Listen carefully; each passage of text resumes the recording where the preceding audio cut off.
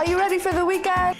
Weekends on UME Radio. Get the UME Radio app. Weekends on UME Radio. The sun is up and so are we. Subscribe to our YouTube channel and follow us on Instagram and Facebook, all at UME Radio. UME Radio. Positive entertainment 24/7. Subscribe on YouTube and click the notification bell.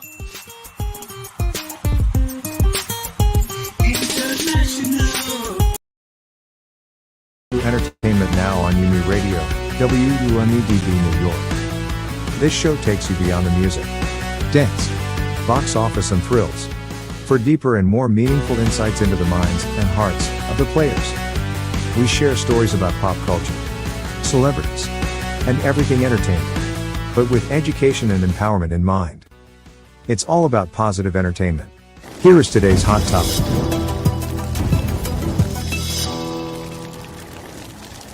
Thandie Newton gets emotional while apologizing to dark-skinned black women for what she called taking their men, taking their work, taking their truths. But the black community's response seems to be one of aloofness. Many online are asking, what is the purpose of this? Where did this come from, and what warranted these tears over colorism, when she didn't communicate an intention to do something about it? In her interview, she stated that her light-skinnedness has been way more problematic than being, quote-unquote, black. So, is this compassion for the colorism that dark-skinned women have had to endure? Or is this Newton holding dark-skinned women accountable for what she called her problematic light-skinnedness? Here's a clip from her interview. I've wanted so desperately to apologize every day to darker-skinned actresses, to say I'm sorry that I'm the one chosen. My mama looks like you. It's been very painful to have women that look like my mum feel like I'm not representing them, that I'm taking from them, taking their men, taking their work, taking their truth. My light-skinnedness has been more problematic than being black, is being light-skinned, has been way more problematic than being black. We'd like to share some of the comments online. YouTube ELEF wrote, I'm mixed race, and I find this apology so disingenuous and quite frankly insulting. Darker-skinned black female actresses certainly do not feel threatened by Thandie Newton or her career. She needs to get a clue. Another YouTuber, Tasha Tot, wrote, perfect example of you don't always have to say what's on your mind out loud. A third YouTuber, Leo Williams, writes, and she said taking their men. She is married to a whole white man. This is insane. YouTuber number 4 Joan Ace writes, she was not attacking anyone. However, she put up a mirror for dark-skinned women to see how their anger and comments and bullying have messed her up so bad, she is having guilt over things she can't be blamed for. Don't be a hypocrite. I have lived her truth and it never ends. I am glad I am stronger now. Everything is, it's because you are light-skinned or mixed.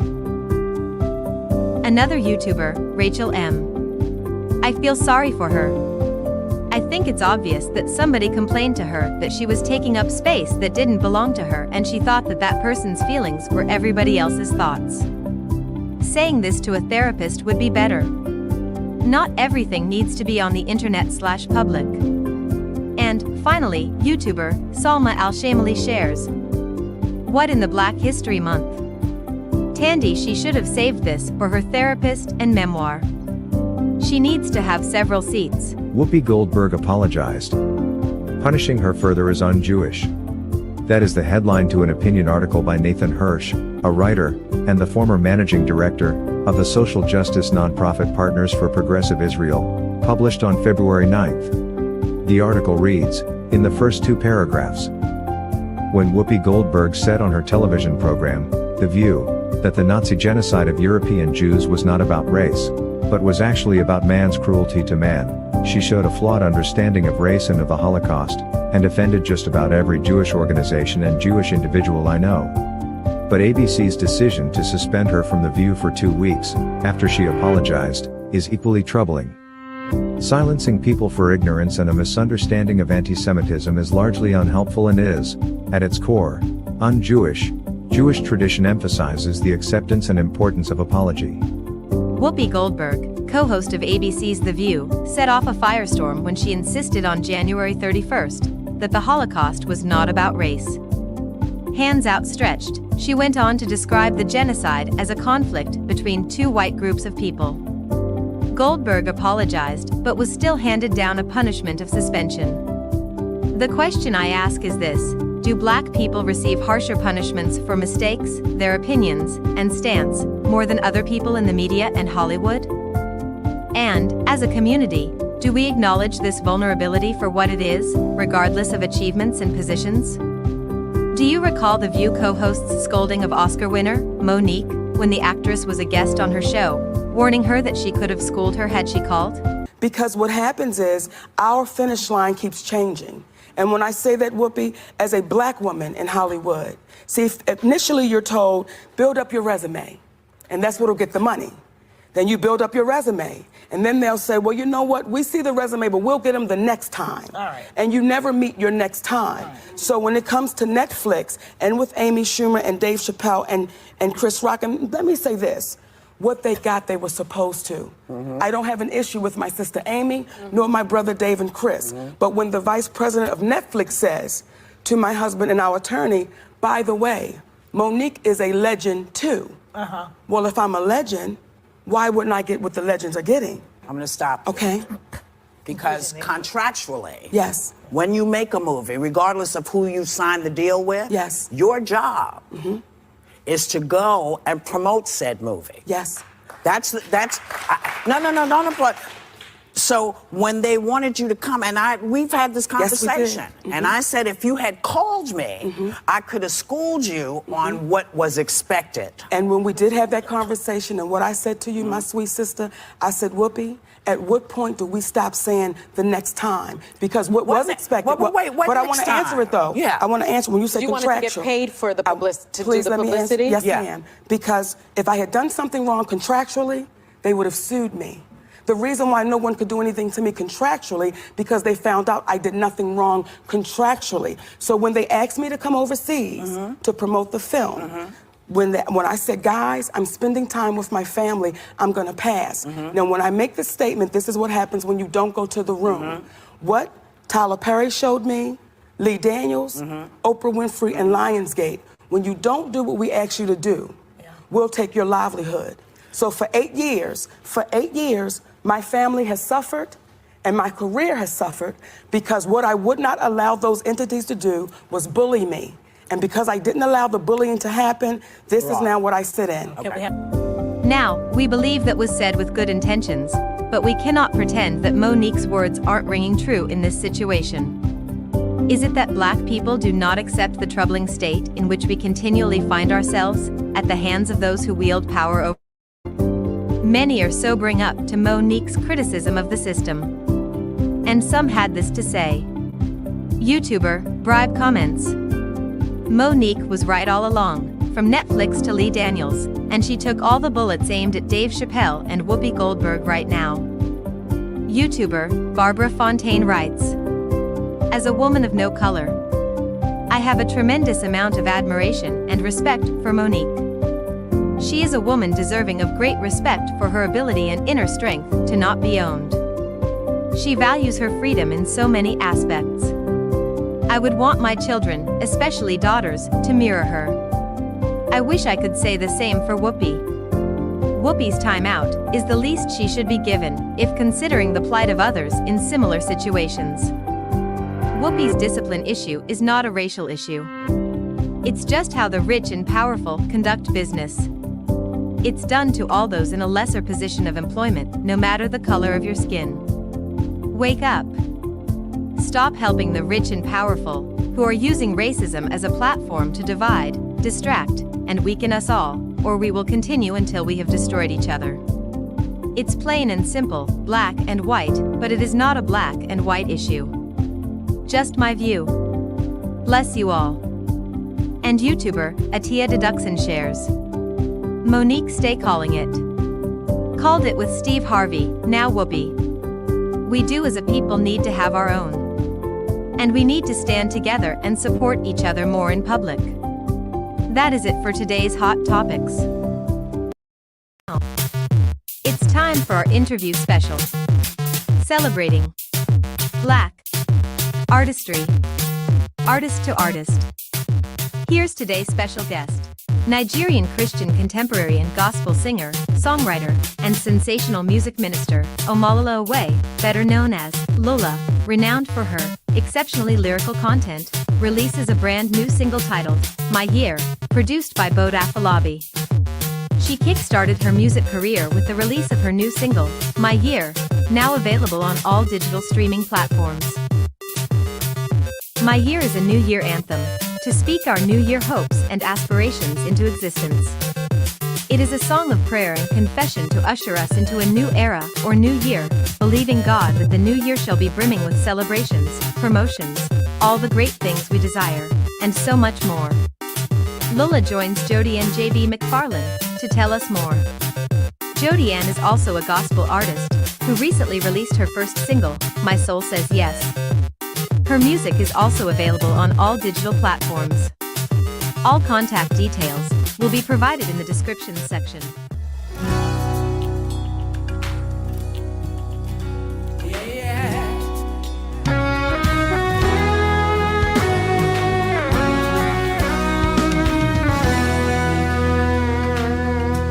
I believe in you, I believe in you.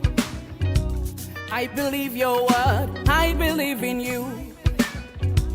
I believe in you, I believe in you. I believe your word, I believe in you. I believe in you, I believe in you, I believe in you. I believe in you. I believe your word, I believe in you. Ever faithful, Father, your plans for me. you said obedient.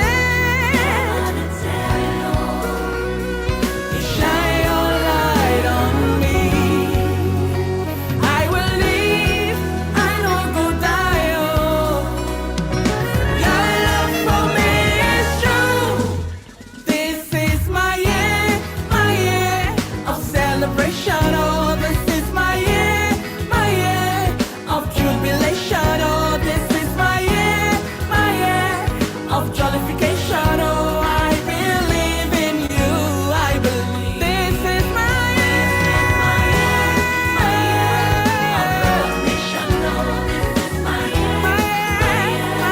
of congratulations. Oh,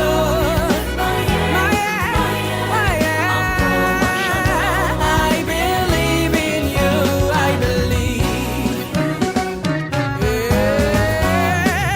Yeah. Everything I touch, you turn to gold.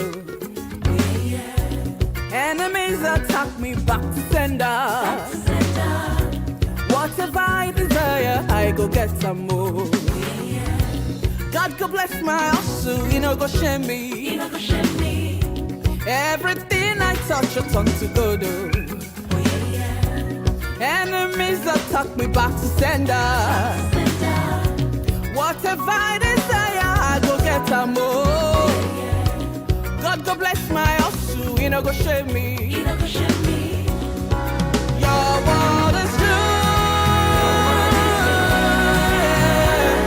To carry me through the air.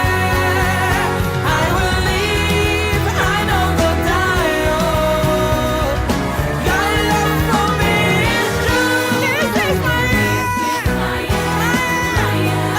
of celebration. Oh, my year of jubilation. Oh,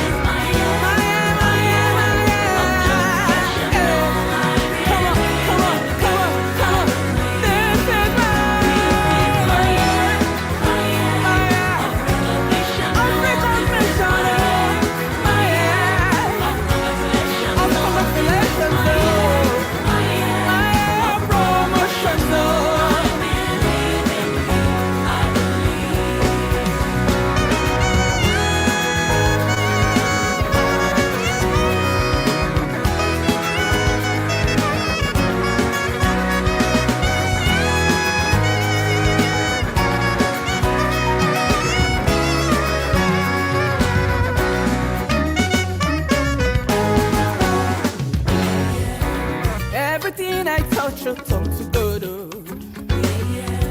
Enemies and took me back to sender. Whatever I desire, I go get a more. God go bless my hustle, you know go shame me. Everything I touch, your tongue to good. Enemies and took me back to sender. Whatever I desire, I go get a more. God go bless my hustle, you know go shame me. Everything I touch, turns to good.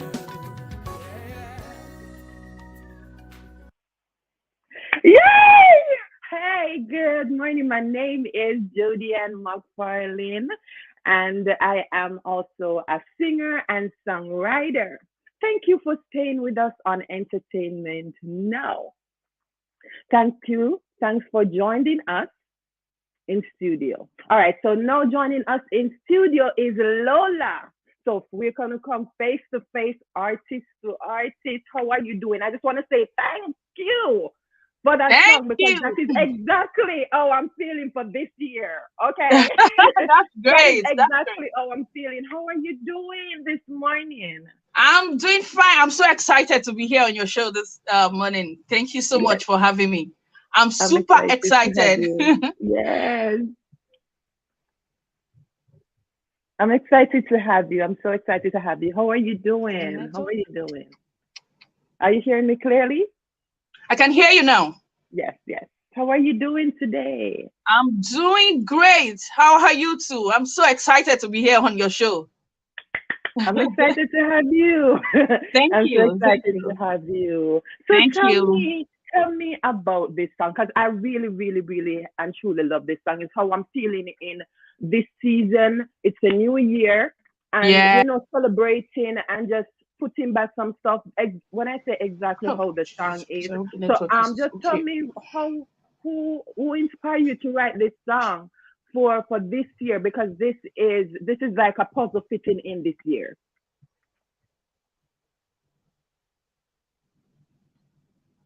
You hearing me, Lola? Okay, I lost you a bit, but I can hear you now. Okay. So you want me to repeat the question for you? You want to know how I came about a song, my year, right? Right. Yeah. This year. So, Right. thank you. My year, it's more like 4 months old now. Mm-hmm. I think when I got inspiration, I would say 6th of November is my birthday. So last year, 6th, like a few weeks to my birthday, and I was just, in that space where you're kind of reminiscing on what you have gone through, on how much you're doing, and thinking about your future. So my year came to me as a prayer. These are kind of, the lyrics are more like the prayers that I pray for my new era, the new year. So I just thought, let me put this into singing. So I decided to, go to the studio and make the song. And I thought also it could be good for me to release 31st of December, stroke the New Year's. People are going to love it. It's a new year. Everybody wants, new aspirations and new goals. So these are songs, these are confessions, calling into existence the things that we hope for. We believe in God that all those things will come true, that this year is going to be my year of celebration. This year is going to be my year of jubilation. That this year is going to be my year of recognition. And that's why I'm here. I know now we know each other. So you're beginning to know me now. And I'm going to do more by God's grace, which you're going to know more of me. Yeah, thank you. Okay. So basically that part, the chorus that's the favorite part of the song. Yeah. That's my favorite part as well. That's your favorite part. That's my favorite that's part. my favorite Yeah. part. And as I said, it fits in so perfectly. It fits in so perfectly in this year. I really, the first time I heard this song, I'm like, I'm taking this song. Yes, I'm taking this song. I'm taking this song. All right, so tell me. I know I this lost is not you. your first. I lost you for a minute. Yes. Okay, yes, you clearly So, know. what did you say just now? Right. So I was asking you, right? Okay. I know it's not your first song, right? So how No. many songs have you written? Okay. I have done like 5 songs, but I have put just 2 on the streaming platforms for people to listen to. Those other ones are more like, I was taking it as a side thing, like a hobby. Then you go to the studio, then I release those songs, but they are not on the streaming platforms. But I have 2 songs now on the streaming platforms, and there are still gonna be more. Like yesterday now, I was in the studio to do another song, which will be coming out first week of next month, March. So now I have 2 songs on all the streaming platforms, and expect more. Like I'm gonna be giving it to you back to back. Great. So Lola, what are your posture that you have when you're writing? Because you're a writer, right? Yeah. Do you like writing in the living room, in your bathroom, in the bedroom? Okay. How the lyrics flow? How does it flow for you?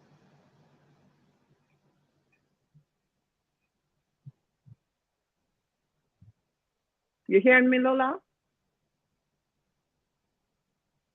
Hello. Yes, you're hearing me? Okay. Yeah, you're back now. Okay, Okay. I'm back. Okay. So, Okay. go ahead. Okay. Do you want to say something? I think I get your question. Okay. I was able to speak So I would say every good gift and perfect gift is from God. Yeah. So, and I cannot rule out the role of the Holy Spirit in my writing process. So basically my inspiration is from Holy Spirit. But then when I write, it comes to me anywhere. I write I get inspiration from my surroundings, my environment. I get inspiration from experiences, my past experiences. And sometimes it comes to me as if I'm hearing a sound or a word repeatedly in my head, So that's where my smartphone voice recorder comes in handy. So I pick to document so I won't forget. It comes, anywhere. I could be in the car, I could be in the kitchen. But when that thing keeps coming to me, I know I have to just pick my phone, record this so I don't get to forget. Then I research, then develop it. So that's more like how I get my inspiration and how I write. Yeah. Okay. So Lola, what would Yes. you say to someone that they think that they're right and they write songs, but to them it seems like it makes no sense. Like, I read this, it sounds foolish. What would you say to that person?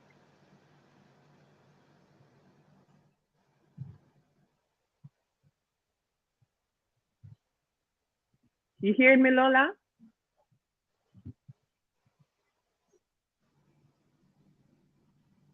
I think I lost her. Lola? I'm here with you. Yes. But I didn't get that. I think I lost you. You lost me? All right. You hearing me clearly now? I can hear you clearly now. All right. So what would you say to Okay. someone, a person who writes songs, Okay. but don't feel proud enough of what they've been writing, right? Okay. I think it's really foolish and it sounds, stupid. What would you say to that person that has that insecurity about what they have written?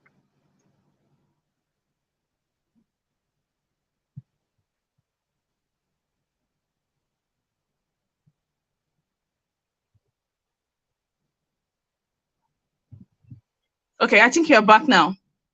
Yes, you heard me? Okay. I think it's I delayed a think, little bit. can you hear me now? I'm hearing you. Okay, I think I was once like that person. I have been taking my writing, or let me say the gift of writing and singing as a hobby. Sometimes I will write, I'll be like, I'm not sure of this song, and I'll sing it to the first person that I sing my song to most of the time is my husband. I'll sing it to him, he will tell me, this is great. But that thing will keep telling me, this is great. This your gift, you have to use it. God has given you this gift, and the only way you can give back to God is by using it. You can't go and bury your gift. So sometimes you think you're not enough, but I tell you, you are enough. So whoever is listening and is in that space where you're thinking maybe your content is not good enough, I want to tell you, your content is good enough. Just get a friend, sing it to a friend. Okay, I have this song. Can you listen? Okay, sing the song to a friend. Get the review, what the comments of what that person will tell you. I'm telling you, you're gonna fly. Then and another thing is, you know your purpose. Be sure you know your purpose. If this is what you really want to do, then you go for it. You go for it. Nothing should stop you. Yeah. Yes, I love that. I love that. Thank you so much for that. So, where in Nigeria are you from? Okay, I'm from Lagos, Nigeria. As I I've heard speak. about Yes. that. I've heard Have you about been to Lagos. Lagos? Have you been to No, Nigeria? no, I've heard about. I watch it. I watch movies with Lagos Oh, okay. and yes, but It's a great it's a place to beautiful visit. place. Yes, Yeah, it is. It is. I think I just saw a question came up on. All right, so we have a lot of comments coming in. Yes, we have a lot of comments coming. What has I'm not seeing? Hold on, let me see if I can widen my screen.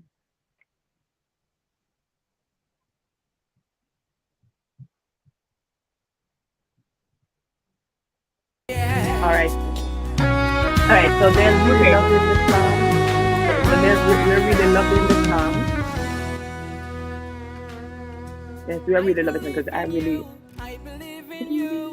right, so Lola, give us a little piece of the song. You say?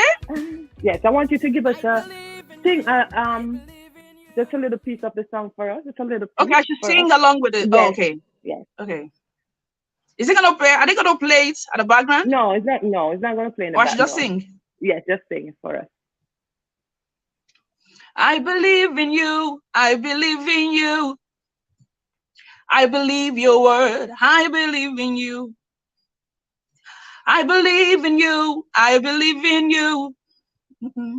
I believe your word. I believe in you. Ever faithful, ever loving Father. Your plans for me are good. You said I'll be there, never to tell. Oh, you shine your light on me. I will live, I know go die. Oh. Your love for me is true. This is my year of celebration. Oh, this is my year of jubilation. Oh, this is my year. Okay. Ever faithful, ever loving Father. Your plans for me are good. You said I'll be there, never to tell. Oh, you shine your light on me. I will live, I know go die. Far for me is true. This is my celebration. This is my year of jubilation. My year. I believe in you. I believe this is my year. Come on. My year of congratulations.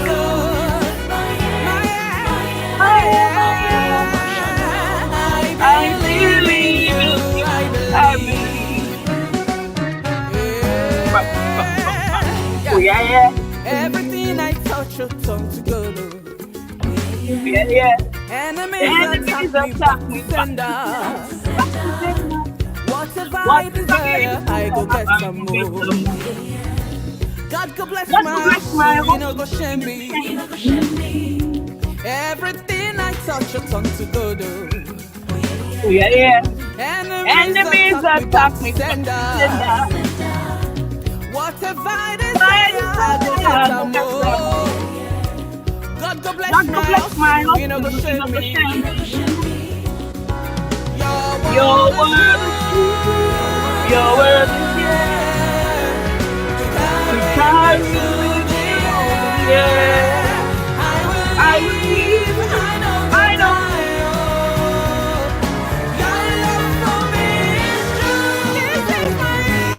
Are you ready ready for the weekend? Weekends on UME Radio. Get the UME Radio app.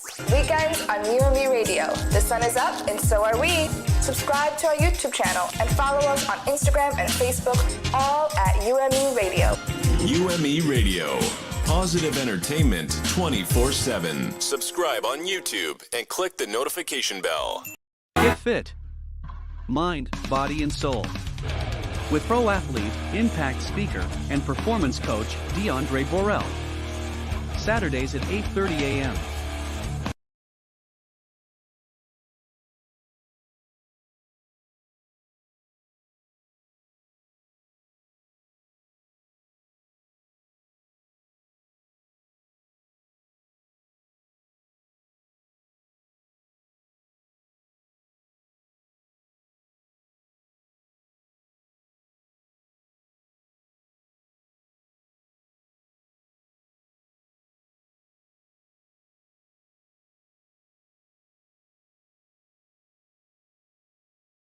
Get fit. Mind, body, and soul. With pro athlete, impact speaker, and performance coach Diondre Borel. Saturdays at 8:30 a.m.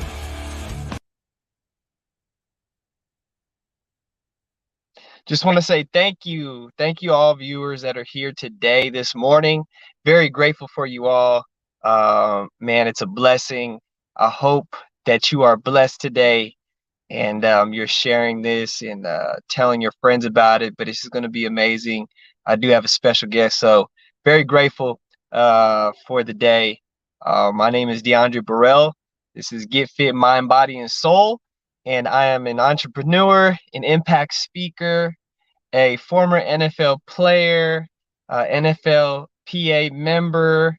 I'm a board member for the Minority Psychology Network, and I own a performance health and wellness business called Create Elite LLC, right? We're one with the creator, and, just very grateful and thankful for that. So just with the show, we're here to reach minority communities, the youth, women, men, to inspire, motivate, educate them on physical fitness, mental fitness, spiritual fitness, through demonstrations, through topics, sports topics, hot topics, and commentaries on sports, and just bringing that life and joy to empower those to be able to create and live the lifestyle that they've intended to live. So very grateful for that. We're just here to make an impact. So thank you for being here today. Just want to start off with my daily verse and prayer. So my verse is Romans 12:12, and it says, be joyful in hope, patient in affliction, faithful in prayer. So I just want to say thank you all today. Thank you, God, for waking us up this morning, putting us in our right minds, giving us the ability, and for having this show and the viewers. Protect us all, keep our minds focused, and to have a blessed day. So today, I want to talk about how you balance being an athlete and an artist, right? And man, it's amazing. My guest right here, Paris Celestine, he is an up-and-coming artist. Look at, he got a big smile on his face, right? Up-and-coming artist, and he's an athlete, right? He's into fitness. Man, he's just an amazing man. He's a man of God, number one. So tell us about yourself right now, where you're from, where you're living right now and currently doing.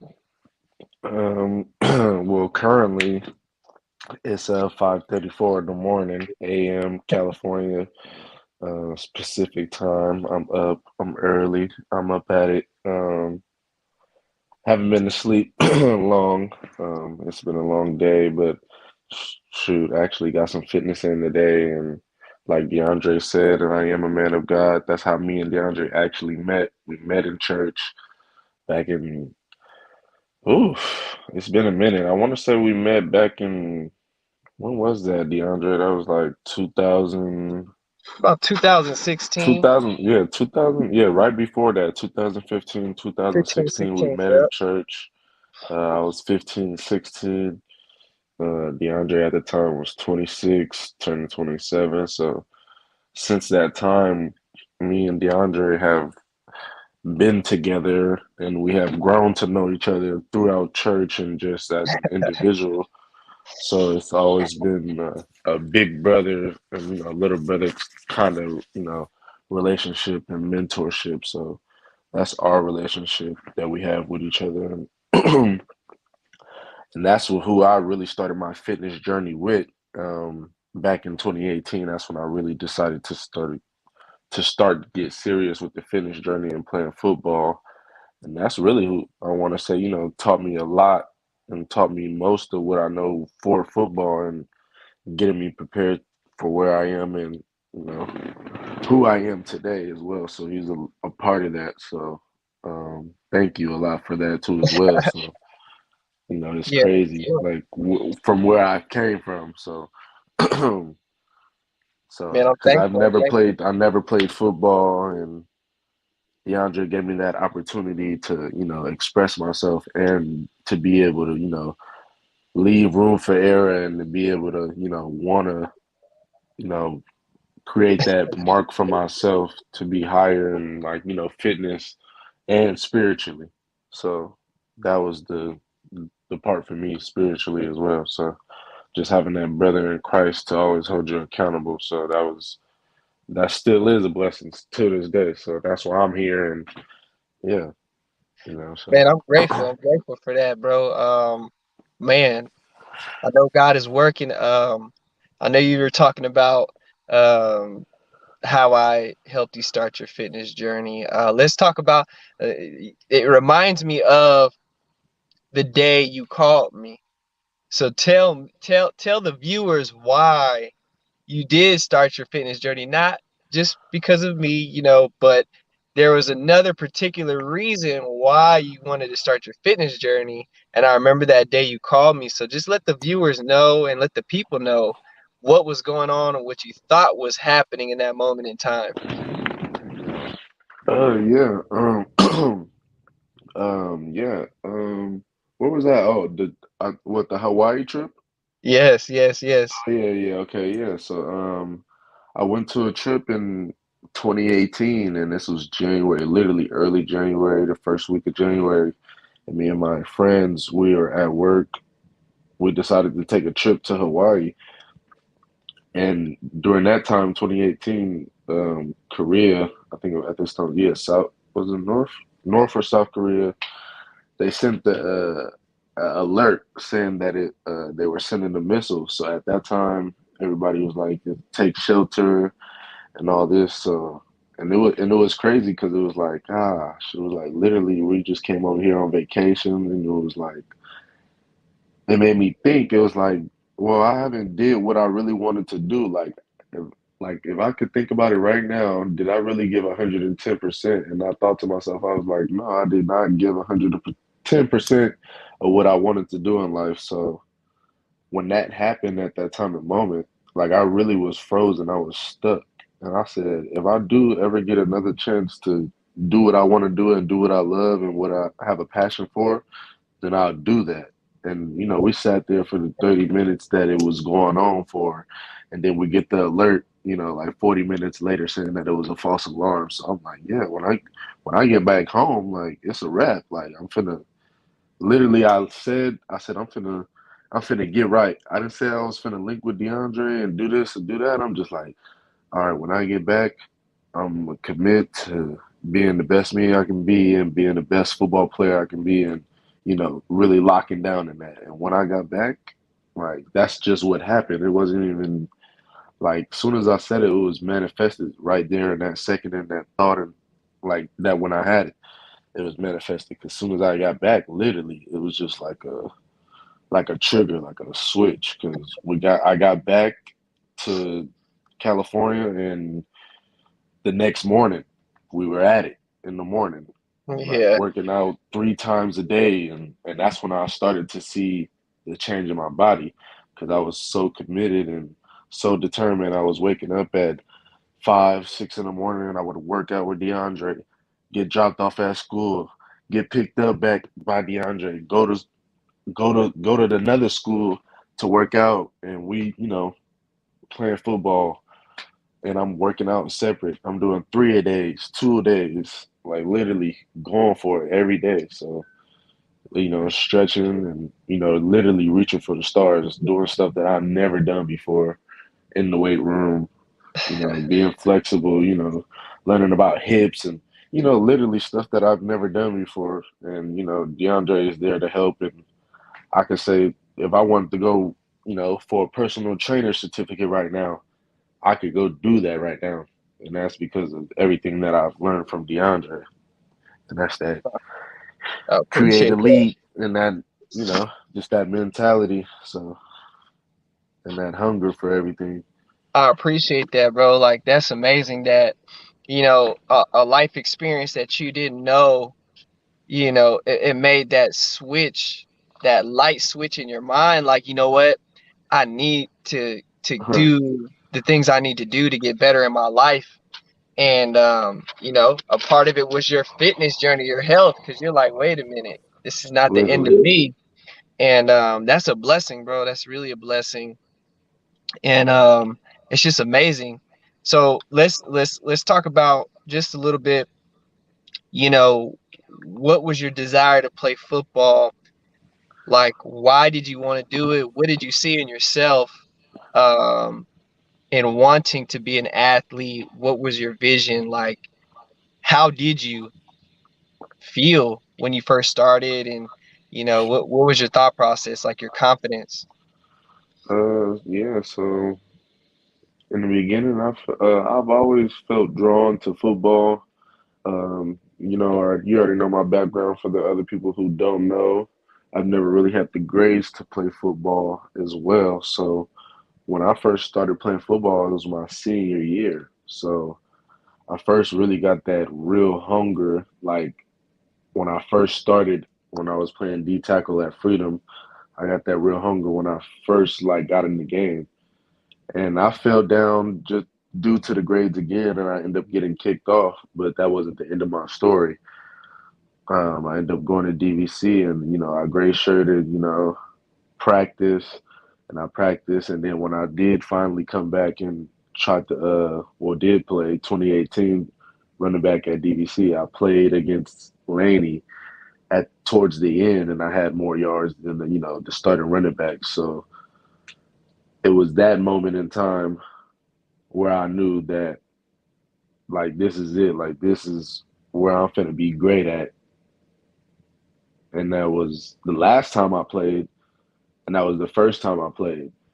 And so I ended up transferring after that, after 2019 into Laney.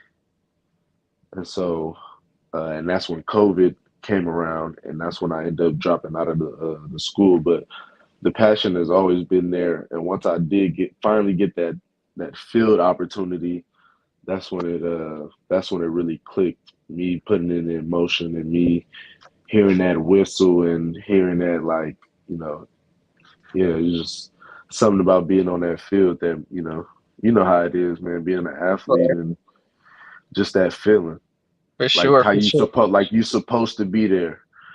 And then Yes, how sir. you get that feeling when you're not supposed to be there, like when you had a different job, or when you just like, man, I know where I'm supposed to be, and this is not it. But when Right. you're on that field, or in your where you're supposed to be, you just like, man, this feels perfect, or or you get that certain Amen. feeling like this is it. So Amen. Amen. Yeah, definitely. I haven't That's had that dope. feeling yet back again. Like I said, we're getting ready to be ready. So Amen. It's happening, bro. Don't uh, even don't you already know how God works. So we have a question for you. Entrepreneurs right. Aloud says, how have you found doing music and sports, and why did you decide to do both? Well, I'm not gonna lie. At first, I really struggled with the thought of like, okay, well, am I really able to do both? Because it's like you look into the music industry, you look into the sports industry and it's like, who do you really see? Who do you really see doing both? Like Right. especially with football. Like, who do you see doing both?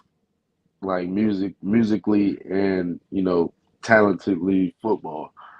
Like you have AB, he plays around with the music and stuff. Le'Veon Bell, but like no, like seriously, like I mean, I would say they probably take it seriously, but like on a real level, like putting it on all platforms. Besides that, like reaching to the people through their music and things like that. I don't see it, and I still struggle with trying to balance it out and you know pick one because some days I want to play football more than I want to do music, and then some days I want to do music more than I want to play football just because that's just the moment that I'm in, just because I don't know, like I really move by music, but at the same time, I'm fit every day. Like I get active almost every day. I mean, we almost active every day anyway, just by walking, standing up, just doing regular things. So when I'm walking and doing certain things, like certain movements, it's like, oh damn, like it gets me in that football mode. Like, okay, I gotta go do this. So Definitely. um, it is a challenge. It's not possible. Nothing's impossible. You can do everything that you want to do all at once. Right. You just gotta figure out how to do it and what's your why for doing it. So it's So like if you so want that to with if you want to do it, you can do it. What's for you is definitely for you. So that's the truth. Anything you put your mind to, anything you believe in, and God gives you the desires of your heart. Satin Brownie, she asked, which is more important to you, music or being an artist? I know you kind of dove into that a little bit about, some days you want to um, do football more, some days you want to do music more. She has another question. What similarities do you find with both being an artist um, and an athlete? that's a good question. Similarities. I find like similarities is like you literally get to be creative in whatever you want to do. Like even on the field, there's certain rules that you have to follow, but it's still you. It's still you. And that's what makes it still unique. Because not everybody plays football the same, and not everybody makes music the same. And music gives you that opportunity to express who you are. On the football field, you get to Yes. do the same exact thing. You get to take out your feelings. You get to show people, who you really are through physical activity, through music, through vocals, different words, and it's being a leader too. Like being a leader, like you just like for me, I'm naturally a leader. People are naturally drawn to me. I'm likable, and they want to listen. They want to give it a try. If I say hustle, they gonna hustle. Just off of the strength and the words and everybody else flowing. Um, and then even with the music, like I said, with the music is it's just there. It's there. So yeah, Sure, and man. it's and it's a feeling, and it's all a feeling. That's a Everybody gets blessing. that feel. So That's a blessing, bro. You got Jacqueline Doyle saying amen, amen. And man, entrepreneurs allowed. Her next question, she has another question. She's saying, what's your advice to an athlete who wants to do both? That's a do great both. question Do for you. man, do both, and no matter what, keep going. Like I have work too. I work full time. I get busy a lot. I'm tired a lot, but I still find time to do what I still love. And on my off days, I'm in the gym.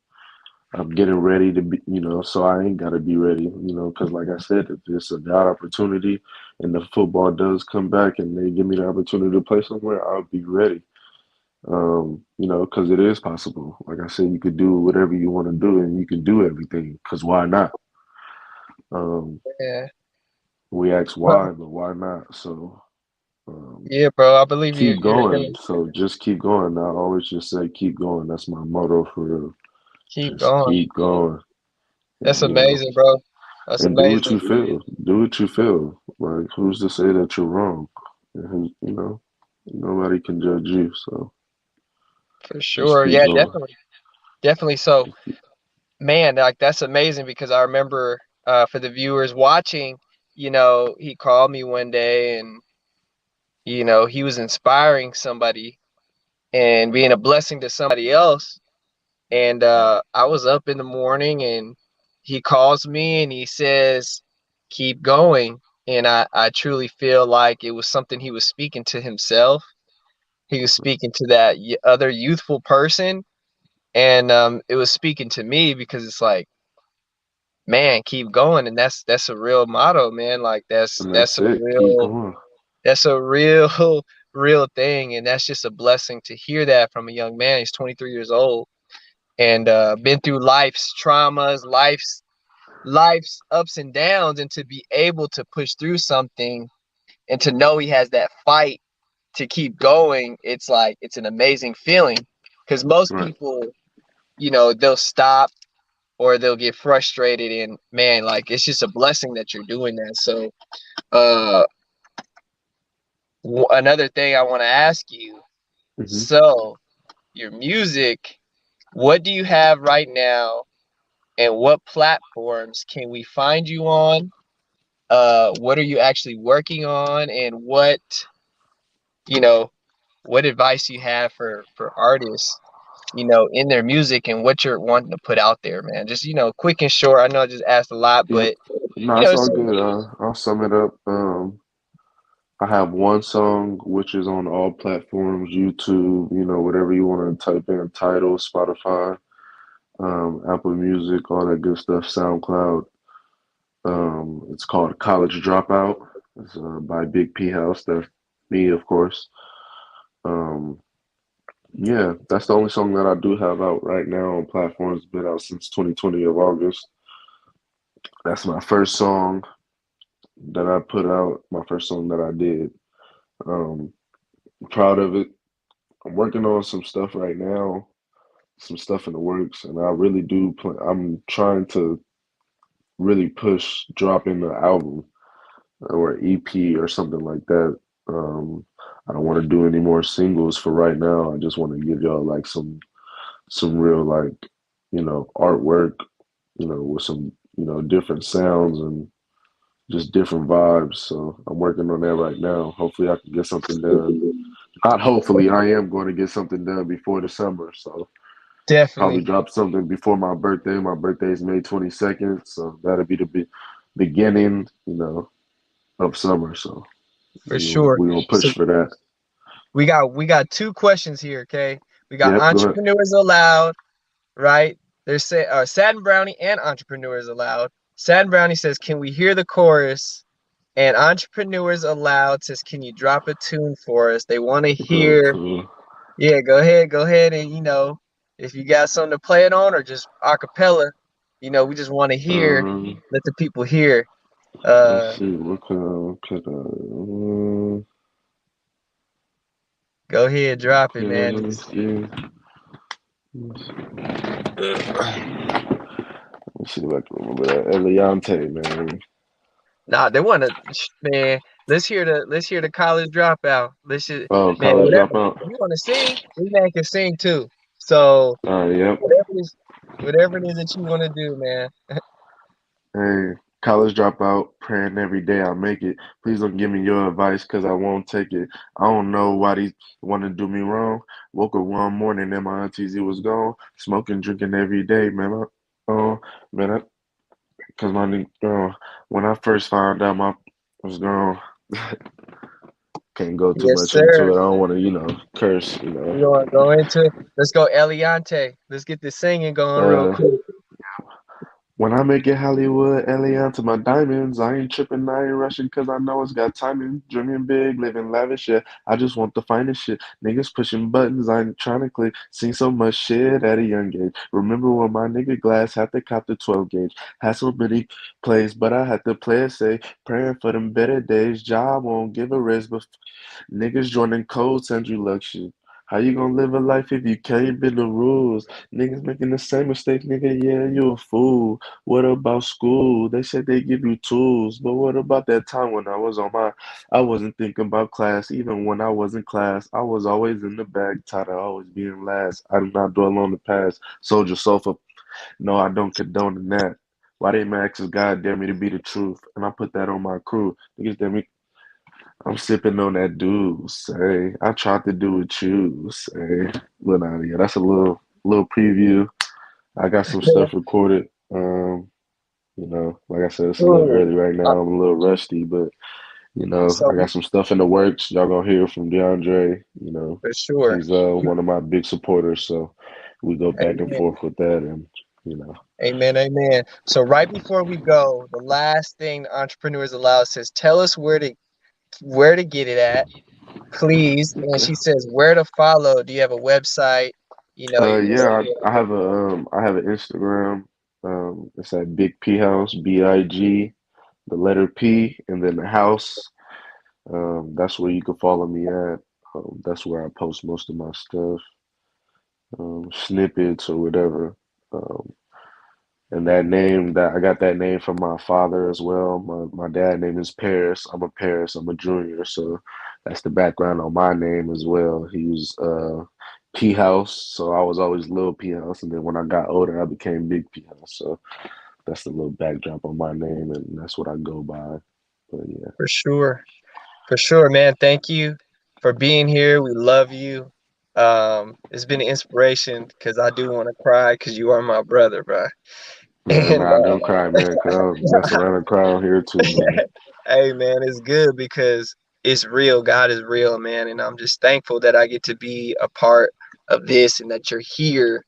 And, as a man, bro, Yeah. sometimes we do need to let it out and cry. So we just want to say thank you, Big P House. We support you. We're going to hear from you again. And we want to thank all of our viewers. Stay tuned for the next show, right? It's going to be great. It's going to be a blessing. And let's do it. Let's encourage each other. Stay positive. And you can always do both. Remember, y'all, you can always do both. You don't have to choose either or. Man, because why not? Why Because why not? not? And now for Man, I today's appreciate spotlight. you guys for having me. UME Radio was originally founded in 2009. Back then, it was called Advanced Media Production. After winning first place in the Jamaica Broilers Fair Play Awards, the company ceased operations around 2012. In December 2018, the company was rebranded and brought back into operations with new ownership. And in February 2019, it launched its first radio station, UME Radio, under the call sign WUME, DB, New York. UME Radio is a digital radio station, owned and operated by UME Digital Media Inc., a digital studio and multimedia company, headquartered in Bronx, New York. Our brands are committed to inspiring, educating, and entertaining people through transformative and empowering content. Our mission is to reach 1 million households, touch 1 million lives, and showcase 1 million brands. Get the UME Radio app for the full experience, available via your Apple and Google Play stores. If you want to listen on the web, you may go to app.umeradio.com or via our website at www.umeradio.com. Our content can be watched on Carib Vision. You can also listen in via Amazon Music, iTunes, iHeartRadio, TuneIn, Google Podcast, Podbean, TuneU, Live 365, Spotify, Stitcher Player, FM Listen Notes. For all business inquiries, contact us at info@umeradio.com. This station is 100% community funded. To support us, please visit umeradio.com/get involved. Subscribe on YouTube, Instagram, and everywhere online at UME Radio. Thank you for supporting us. UME Radio, positive entertainment 24/7.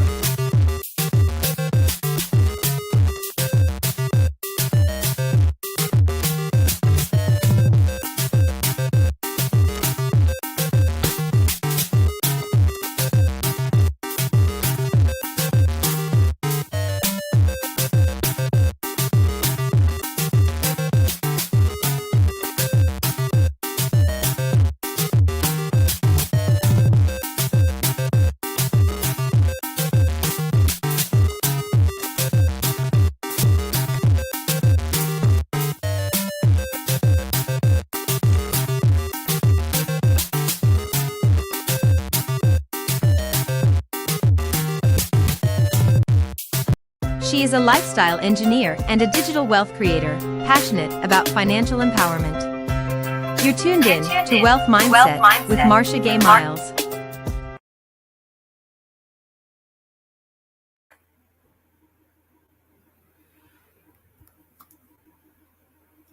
Hey, happy Saturday, happy weekend, everyone. Welcome to the Wealth Mindset Show. Now, it is said that our lives are transformed when our minds are renewed. A wealthy life is therefore a product of a wealthy mindset. So, this Wealth Mindset Show seeks to renew the mind with proven plans, principles, and philosophies that will establish the right paradigms for prosperity in all areas of life. With the wealthy mindset, entrepreneurs and wealth seekers will be empowered to activate, empowered to innovate, create, elevate, and most importantly, to leave an inheritance for their children's children and a legacy in them. A legacy that creates a brand new generation of a wealthy mindset. Again, my name is Marsha Gay Miles, and welcome to the Wealth Mindset Show. Now, as mentioned, I'm a lifestyle engineer, I'm a digital wealth creator, and I am actually from Jamaica. So I'm building digital wealth and assets online right here from Jamaica to the world. Now, as a leader in the financial education and empowerment space, I have identified a common factor that plagues the majority who also seek financial enrichment. One that actually has affected me, and that is what I have termed a weak wealth mindset. So, how do you actually know that you have a weak wealth mindset? Well, very simply put, if you have the information, meaning you already know, you have been educated, you have been taught, you have been told, but you're not actually implementing, you're not actually living it out, then you have a weak wealth mindset. But fortunately for you, that is why we are here. You see, the Wealth Mindset Show seeks to develop and strengthen your mindset, all our mindsets, so that we will now go out and become that person, become that wealthy person. Because once your mind is properly set, you'll be set up to create the wealth you desire. Now, today's topic is actually about leadership. Now, you must be saying, well, how does leadership have anything to do with wealth? I'm here to tell you it absolutely does. Wealth and leadership go hand in hand. As a matter of fact, there is a popular saying by John C. Maxwell: everything rises and falls on leadership. Everything rises and falls on leadership, including your wealth. So, speaking of wealth, leadership is also said to be the highest paid profession in the world. You see, the truth is, having the right strategic leadership, whether it be in your organization or even in your own business, is a powerful value add to that organization or business. See, strategic leadership enhances the wealth creation process in both entrepreneurial and established organization and leads to above average returns. Now, one of the greatest teachers and thought leaders in the space of leadership, I mentioned his name just now. His name is John C. Maxwell. You can check him out. I mean, he has written the most books in the history of the world on leadership.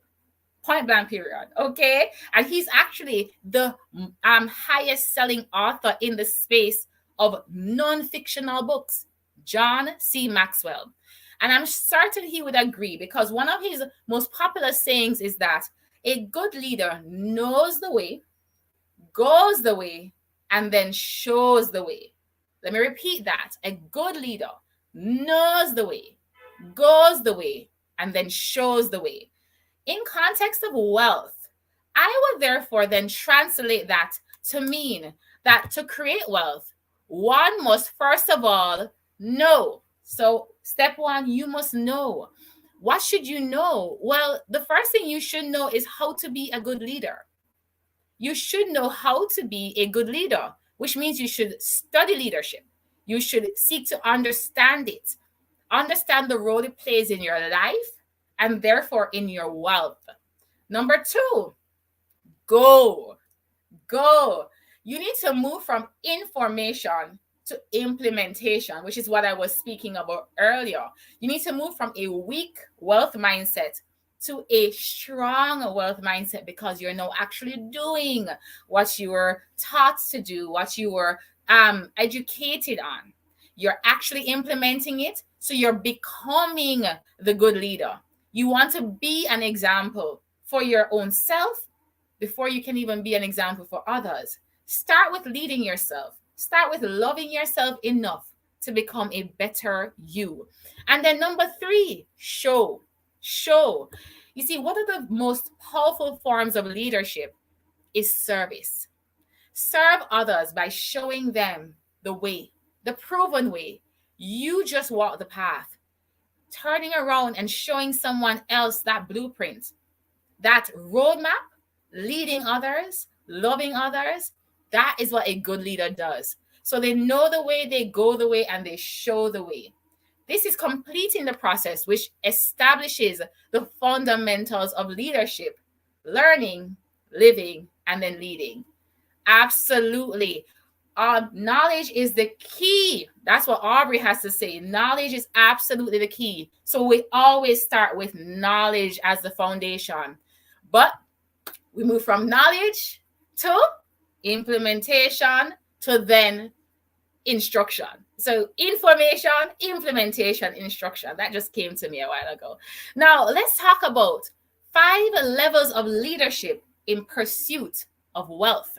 Now, John C. Maxwell, again, you're going to hear me talk about him a lot, because I'm yet, next to the good book, the wonderful book of all wisdom, right? The Bible. I'm yet to find someone that was able to connect the dots of leadership in a very practical way for us as us to live out every day. And he has a very popular book called The 5 Levels of Leadership. Now, I actually pivoted from that diagram that you're going to be seeing there to really then therefore see how does that connect with wealth. And we're going to talk about the 5 levels of leadership in pursuit of wealth. So you want to develop these 5 levels of leadership so you will become an effective leader, a strategic leader, a wealthy leader. The first level, which is the lowest level, is what John C. would say is positional leadership. It speaks about rights.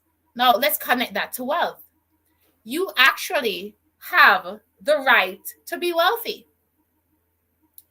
You have the right to wealth. You see, you're a child of God. You are God's highest form of creation. You have the right to wealth.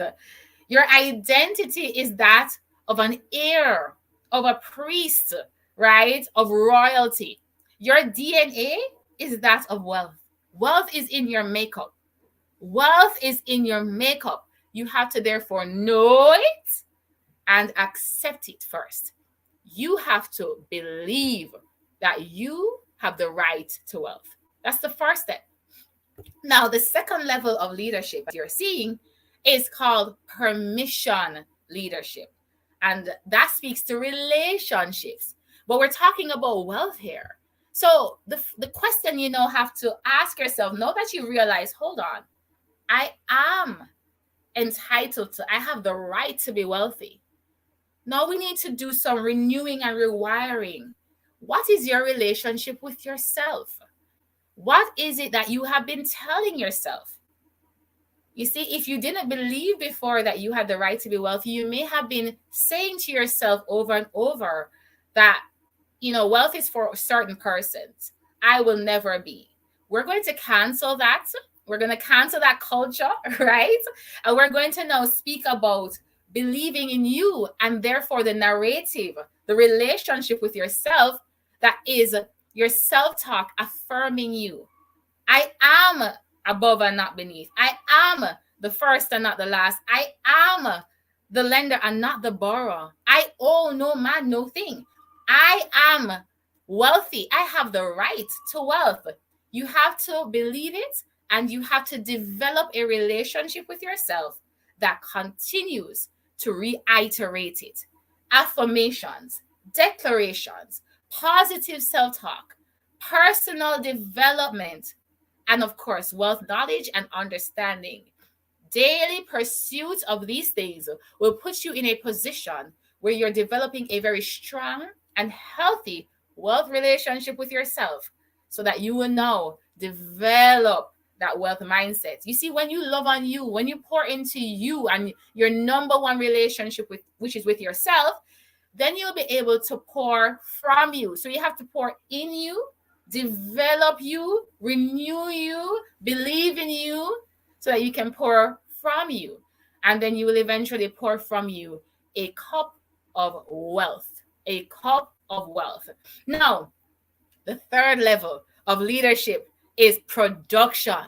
Production leadership is what John C. has, and I'm going to connect it to wealth for you. Results.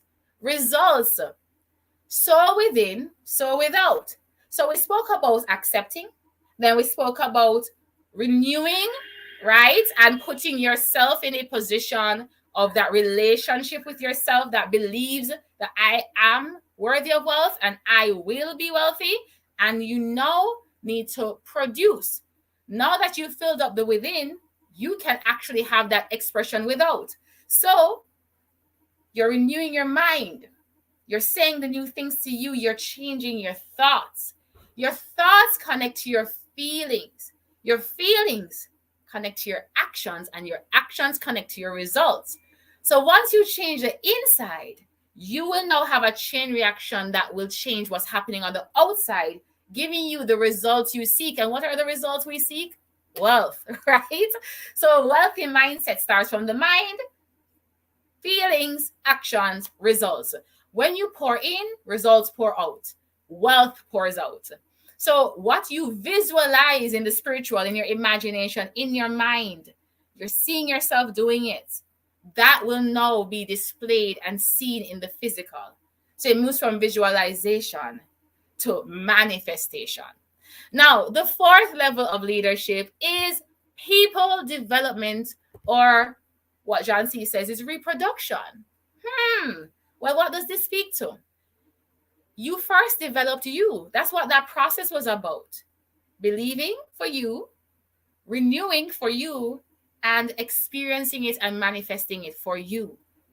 Now, after you've developed you, you can develop others. I said it earlier. A good leader knows the way, goes the way, and then shows the way. You now have a relationship with you. You got the results. You can now help others to do the same thing. Why? Because you did it for you. That is your qualification. You did it for you. And that's all that needs to be said. So you are going to now share that blueprint, share the roadmap, share those step-by-step, those practical steps. You want to now be an inspiration and an example to others. You know, you want them to be knowing, hey, if God did it for Marsha, then God can do it for me too. You see, the word says God is no respecter of man, which simply means he has no favoritism. He's very neutral. And what he does for one, he will do for another. But what you need to understand is, therefore, if you practice the same principles and the same plans, possibly the same strategies, it may not be the exact result, but certainly you're going to get similar results. So God will do it for you too. Now you can lead others, show others the way, so that they will have the results that they desire, that are similar and aligned with what you just produced. You can even repeat this process and reproduce these same results of wealth in other areas of your life. So it's not just about reproduction in others, it can also be reproduction in other areas. So let us say you wanted to be wealthy, not necessarily with money, right? But you just wanted to have a wealthy relationship with your children. Great. You worked on that. You did the same process and you worked on all of that. You can now say, if I've done it with my relationships with my family, I can do it with my relationship with my health. I can do it with my relationship with my money. I can do it with my relationship at my profession, at my job, or in my business. You see, success leaves clues, and you have just set up the path of the clues. You can reproduce them in other areas of your life. My pastor often says, you want to claim your mountain, you want to climb your mountain, which means you want to focus on one thing, decide what it is, then you want to climb to the top of it, have successful results in it. But the beautiful thing about when you're on the top of your mountain is that you get to see all the other mountains around you. And then you can now have reproduction in all the other mountains as well. Isn't that amazing? So that is number 4. The 5th and final level of leadership is actually what is known as pinnacle leadership. It actually speaks about respect. Now, when it comes to wealth, what that is saying is that, hey, who you are and what you represent and what you actually realize in your own journey has refined you and positioned you as a specialist, renowned for your value in the space. That is what we're talking about. Your journey, your walk, it can't be taken away from you. It cannot be taken away from you. It's now imprinted in you. And that has now refined you, it's changed you. And as a result of that, you're positioned as a specialist, as a master, as an expert. And you will now be able to bring value to others as you lead others by showing them the way and sharing with them the blueprint. I like that comment a while ago from Satin Brownie. You claim it, you climb it, and you conquer it. That's it. Claim it, climb it, and conquer it. And then you can do it with any other area. Now, remember this entire process started with your step 1, which was you and your belief. Belief is truly the key to this process. And truly, all things, you know what the word all means? All means inclusive of every single thing. All things are possible to them that believe. That's what the word says. Believing makes it so. So if we understand, therefore, how to believe, then we are going to be able to apply that science and those principles to believing for ourselves that we can create wealth, to believing, therefore, in that process until it actually shows you the results you're looking for in your life. And then, of course, to believing that, hey, if I could do it, if I can do it, if I had all this debt and I was able to do it, if I had all of this brokenness with money, if I had all of this as I was looking ahead to achieving, and I was able to believe and apply all these principles, then guess what? That will make it so. Entrepreneurs Alone says a lot of people don't gain wealth because they want to conquer before climbing. That is so powerful. Last week, my pastor again, he says, first things first. That's what he spoke about. First things first. If we look back at that diagram that I had up of the 5 levels of leadership, I want you to understand something. It goes in order. You cannot skip the process. You can't conquer first without claiming and without climbing. It's a process. That's why they say fall in love with the process. The results will be certain if you just fall in love with the process. Too many people fall in love with the results, with the end result, and therefore it's disappointing because the process is what prepares you for the promise. I repeat, the process prepares you for the promise. So you have to start at that position, at that right level. Then you have to then build and develop the relationship at the permission level. Then it is a must that you go into the production where you are showing results. Before that repeat of results, by the way, what is repeated in results is what develops what are called habits. Habits. And therefore, habits are what develop you, which is why the next level is called personal development. People development, personal development, same thing. Personal is you are the person, and then people development are others. You have to develop the habits repeatedly before you are developed as a person, before you are a brand new person. It's not what you do one time that defines you. It's what you do repeatedly that defines you. And then after you've developed as the person and you're developing others, and after you have moved in from to reproduction, then you'll be at the pinnacle. And you're at the pinnacle now because you're someone that's in a position so you can say, hey, I have the position of success. You're someone that's built the relationship and has had the permission. You're someone that has absolutely, therefore, produced and have the results. You're someone that has now developed and transformed you and can guide and transform others. And when you do that over and over and over, you're at the pinnacle. You're at the top. You've conquered. You know, I saw that comment a while ago from Satin Brownie, where she was saying, absolutely, some people can't win because they won't claim.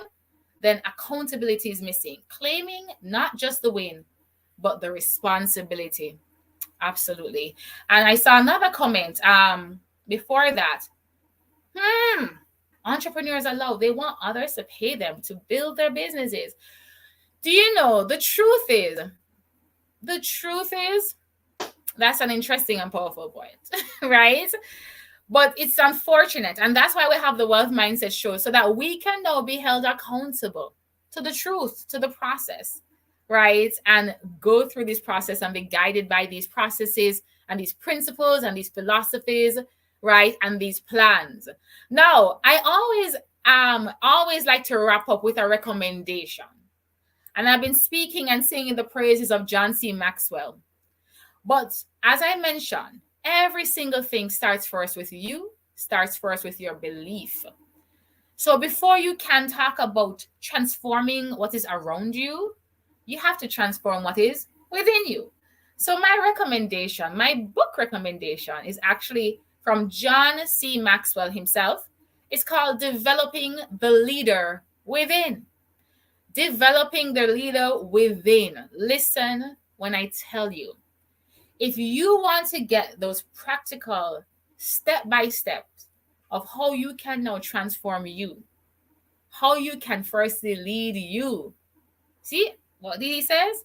A good leader knows the way, then goes the way before he shows the way. You need to claim and climb before you conquer, right? I absolutely want to encourage you to get this book. Learn to lead you first. And of course, as I mentioned before, leadership, strategic leadership, is directly tied to wealth generation, a wealthy mindset. Develop it within, you develop the mindset, and you will develop it without. So I am so excited that you had joined me for the Wealth Mindset Show. And I have no doubt that you were indeed encouraged, you are certainly informed, and you have been inspired. It's been an absolute pleasure to be able to lead and to learn with you. And we can absolutely stay connected on all social platforms, on Instagram, Facebook, at Marsha Gay Miles, or you can check me out on The Lifestyle Engineer. And of course, remember, you can continue to connect with content like this at UMERADIO and all of our platforms. I want to leave you with this reminder. All things are possible for those that believe.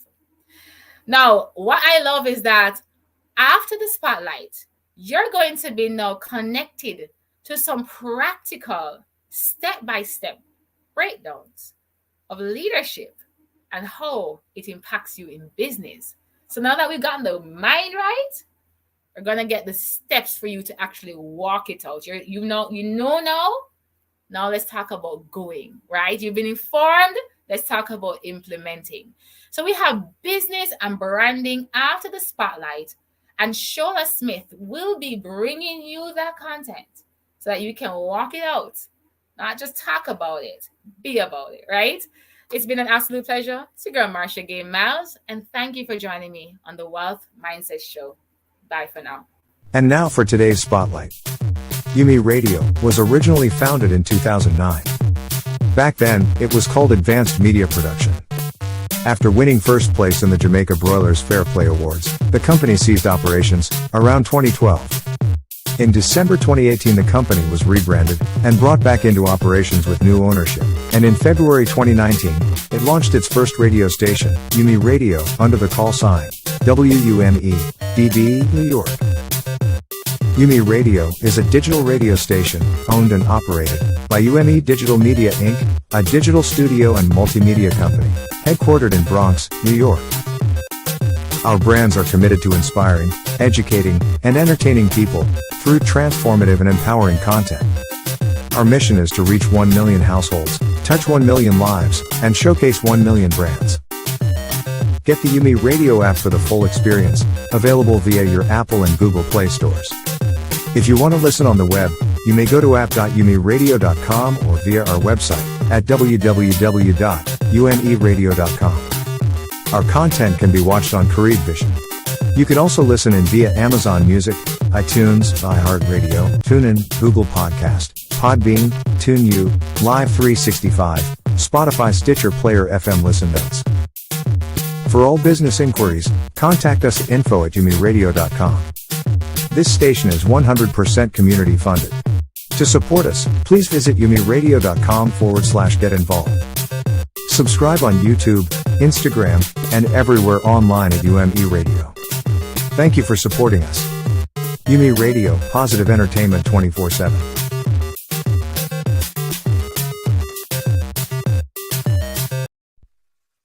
Are you ready for the weekend? Weekends on UME Radio. Get the UME Radio app. Weekends on UME Radio. The sun is up and so are we. Subscribe to our YouTube channel and follow us on Instagram and Facebook, all at UME Radio. UME Radio. Positive entertainment 24/7. Subscribe on YouTube and click the notification bell.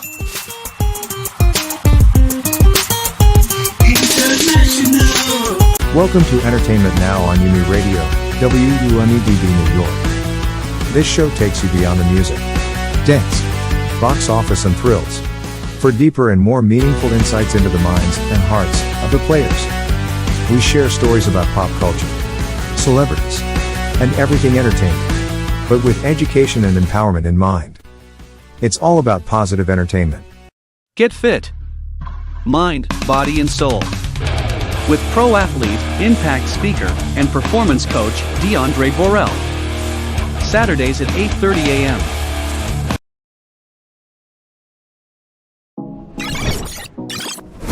She decided to jump, and it was the best decision she ever made. You are now tuned in to Business and Branding with Show. She is a lifestyle engineer and a digital wealth creator, passionate about financial empowerment. You're tuned in to Wealth Mindset with Marsha Gay Miles.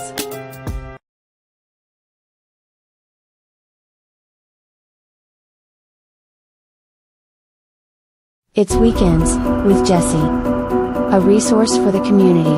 Black Health is Black Wealth. Saturdays at 10 a.m. Be the light. You're watching Apostle Faith Live with children reading Bible stories. To be on the show, go to wamo.org/media to apply. Tune in every Saturday at 10:30 a.m. For every child, everywhere. Do not miss out on the fun. Keep watching.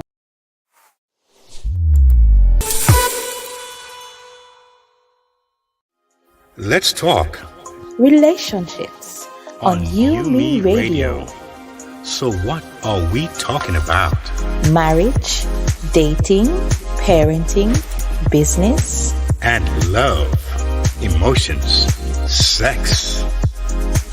It's a conversation with me, Lady Misty, and DJ KTE on everything from hot topics to taboos. Join us Mondays at 9 p.m.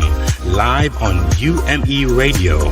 Follow us at Let's Talk Relationship Show on Facebook or on UME Radio on Instagram. Let's talk relationships, arguments for the grown. Get the UME Radio app to listen wherever you are. That is UME Radio.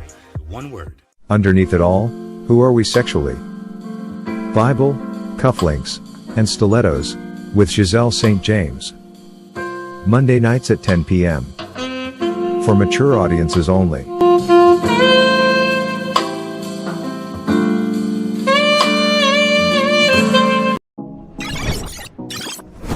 She decided to jump, and it was the best decision she ever made. You are now tuned in to Business and Branding with Show.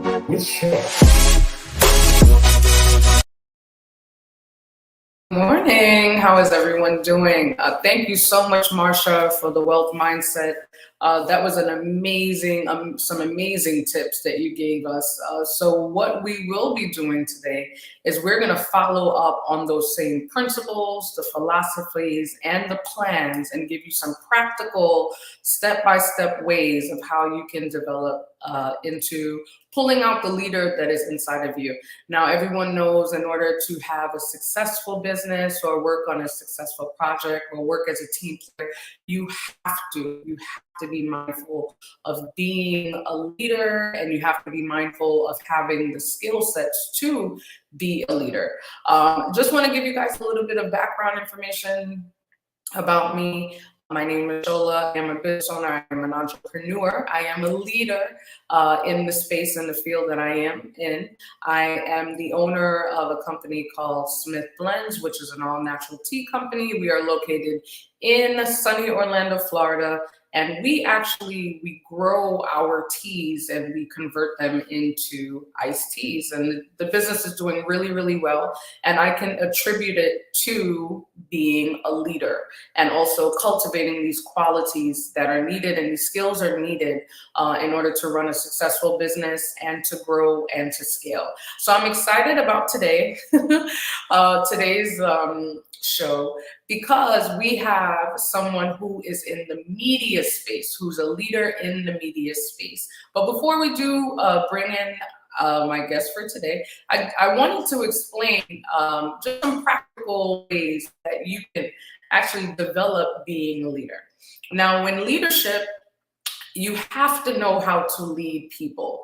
So you have to know how to lead people, and you have to be good at it. So you have to be an example. You also need to be a coach, and you need to know how to support people. Now, if you're a person that likes to work by themselves, or you don't really like people, you're not really a people person, I would definitely recommend that you take little, small, practical steps in order to coach and to support. Support is free, support is paid, but support is support, and everyone needs support. So if you're encouraging someone, that is considered as being supportive.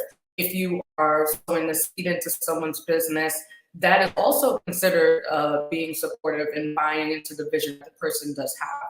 You also want to make sure that you are able to look forward. So looking forward allows you not to stumble upon the little obstacles that may come your way. And you're driven and you're motivated. We talked about this last week, driven and motivated in order to move forward. You also have to be able to empower people. You have to be able to empower them, equip them with the things that they need in order to be successful. And so also, along with empowering people, you have to inspire. Now, I love inspiration. I get inspired quite often. And one of the things that I usually do to inspire other people is I share my testimony, and I also share my experiences and how that worked out for me. So that way, even if it sparks one thought into someone else to gear them towards entrepreneurship, or taking on a project or taking on a task, inspiration is what allows you to kind of move forward. So that is definitely one of the things that leadership, you have to have those qualities. You have to be a good example. We discussed that. And you have to be a visionary. There is no way that you would be able to lead someone if you're not able to see the vision for yourself. And so I do believe that all leaders have some type of vision that God gave them, right, in order to complete their assignment. So I wanted to just touch on a few skills before we bring in our guests. And so these are some skills that you must have or consider to be a leader. You have to have great communication skills. That is a must. You must know how to communicate, and you must mean what you say and say what you mean. And it has to be clear. It can't be something that's like fuzzy and, people don't know exactly, what you're saying or whatnot. Just make sure that your communication is clear. You can actually over communicate just to make sure that it's being delivered effectively. You also want to make sure that you are positive. Positivity is what people need to understand the possibilities. And so being positive, I know that you can download affirmations, get some affirmations, you can write them down, you can put sticky notes up. The positive affirmations will definitely help with you repeating them to yourself. These are all things that you need to be doing behind the scenes in order to be an effective business owner, entrepreneur, or just a person skilled in your field. You have to be a problem solver. Problem solving, you have to take advantages of the opportunities in the marketplace. And the only way that you're going to be able to do that is if you have the mindset of being a problem solver. Hey, good morning, Satin. Satin says, please say that loud to those in the back. Say what you mean and mean what you say. Absolutely. You also want to make sure that you are creative. Creativity as a leader will help you to kind of make decisions, and it will also spark, the thought of, how am I going to ride to this destination? You also want to be a mentor, and you also want to be mentored. And I'll say it again, you also want to be a mentor to other people, but you also need to be able to submit yourself enough to be mentored. Being a leader in the marketplace requires you to learn. You're always learning. One leader never knows enough. This is why you're able to build a team, because you have skilled people who can come together to produce the result that everyone knows, the goal, right? And so one man cannot do every single thing that there is, but you want to make sure that you empower your team enough to trust their expertise in whatever it is that you guys are deciding to do.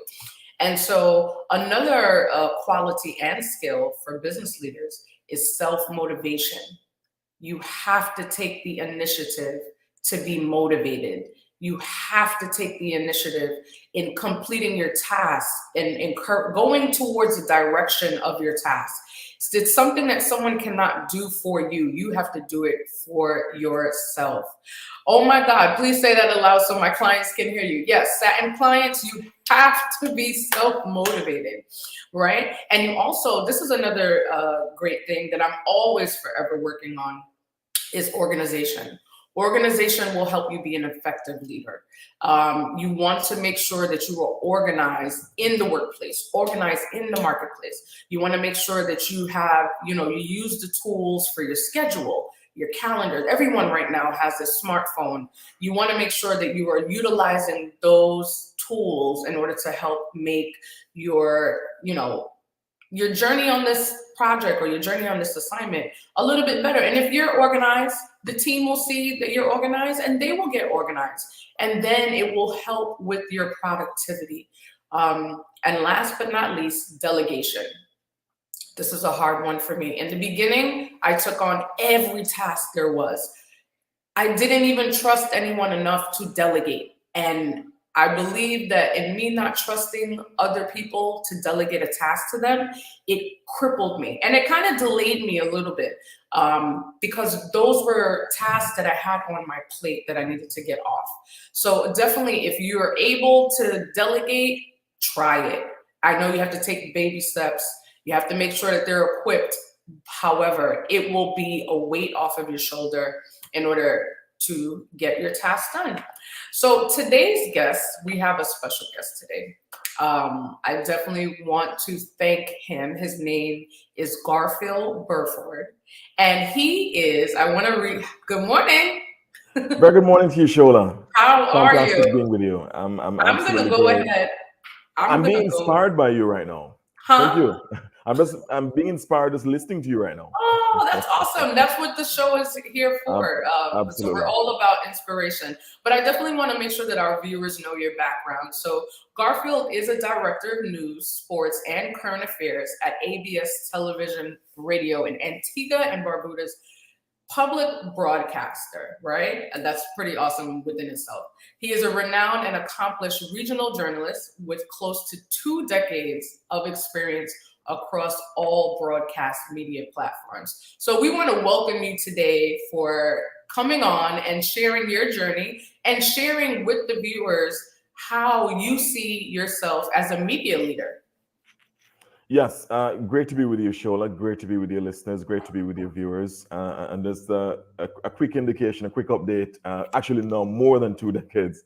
Okay, awesome. In the media, in Congratulations. the media field. So I think I might have given you a little bit dated information earlier. So yes, actually, no, when I check it, it's actually more than 2 decades now. I've been in the field since 1999, so around about 23 years or so in the media field. And not the entire time as a leader.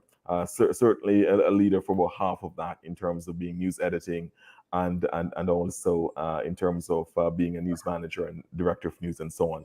But it's great to be with you. And as I listened to your discussion there about leadership, it dawned on me that perhaps what is the one word that could perhaps be best used to define what we need to talk about and what our listeners need to know about is passion. Absolutely. So are we passionate about our goals? Are we passionate about our own abilities? Are we passionate about our own success? And that has to be, in other words, are we also passionate about helping other people along? Are we also passionate about inspiring others, mentoring others? Passion really comes to everything. And I'm reminded of what Alexander the Great said. And by the way, he is a good example of leadership that I use, not in every sphere, but in terms of what he was able to accomplish. Lived 2,300 years ago, and his name is still being used throughout the world, even to this day, because of what he was able to accomplish at a very young age. He said it is a lovely thing to live with passion and to die living an everlasting fame. Perhaps it seems a little vain and a little self-serving, but ultimately it's what it comes down to. It's about how passionate are we about our own success, about helping other people along, and about achieving our goals despite the odds. Passion, I think, comes down to everything. It really comes down to that. Absolutely. And that's the most important thing. I agree. So, so tell us a little bit of what made you get started in the media industry. What drove you to even pursue being in the media space? Right. So I started pretty much out of high school in media. And so this was around about in the 1990s, mid to late 1990s. I was always doing oratory. I was always doing oratorical contests. I was always doing speech recitals, etc. in school. So when it was time for example, I was also the valedictorian in my high school graduation. So any sort of speech, any sort of elocution kind of activities, I was always going to be called on. And I determined at the time, Shola, that perhaps it would be best, and I think that's one of the first things that's important, to identify your strengths and to play to those strengths and to also try to cultivate, nurture, and develop those strengths. So I determined to myself that, look, I'm going to make something of this.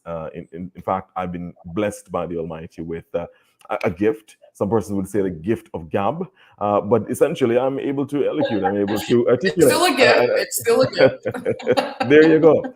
And so, in other words, how do I, as much as possible, cultivate and nurture and use this for my own success and for the success of others? And so I determined that I was going to go into the field of communication, not necessarily journalism per se at the time, but how do I get to communicate with other people? Because I figured that I was able to communicate effectively. And so I developed a love for media. And so my first opportunity came when I was pretty much in the right place at the right time, which is also going to be a crucial area as well. You have to position yourself to be in the right place at the right time to benefit from opportunities. And I was able, for example, to do an interview on a radio station, on our national radio stations in Jamaica. By the way, I'm Jamaican. And yes, yes, there you go. Awesome. I'm working in Antigua now, but I'm Jamaican. So I was able to do an interview while in sixth form in high school. And the radio personalities were extraordinarily impressed by what I was able to do. And so they offered me, for example, a position to work with them. as a community correspondent, as a news correspondent for them, and that was my foray into media. Never looked back since. I've pretty much grown into pretty much just stepping up the ladder in terms of starting with radio, then moving into community television broadcasting, then international broadcasting, and now, as I said, I've established myself as a regional broadcaster. So it's important to establish what your goals are, to be Absolutely. passionate about those goals, and to work incessantly towards accomplishing those goals, no matter the odds. Of course, there have been challenges along the way.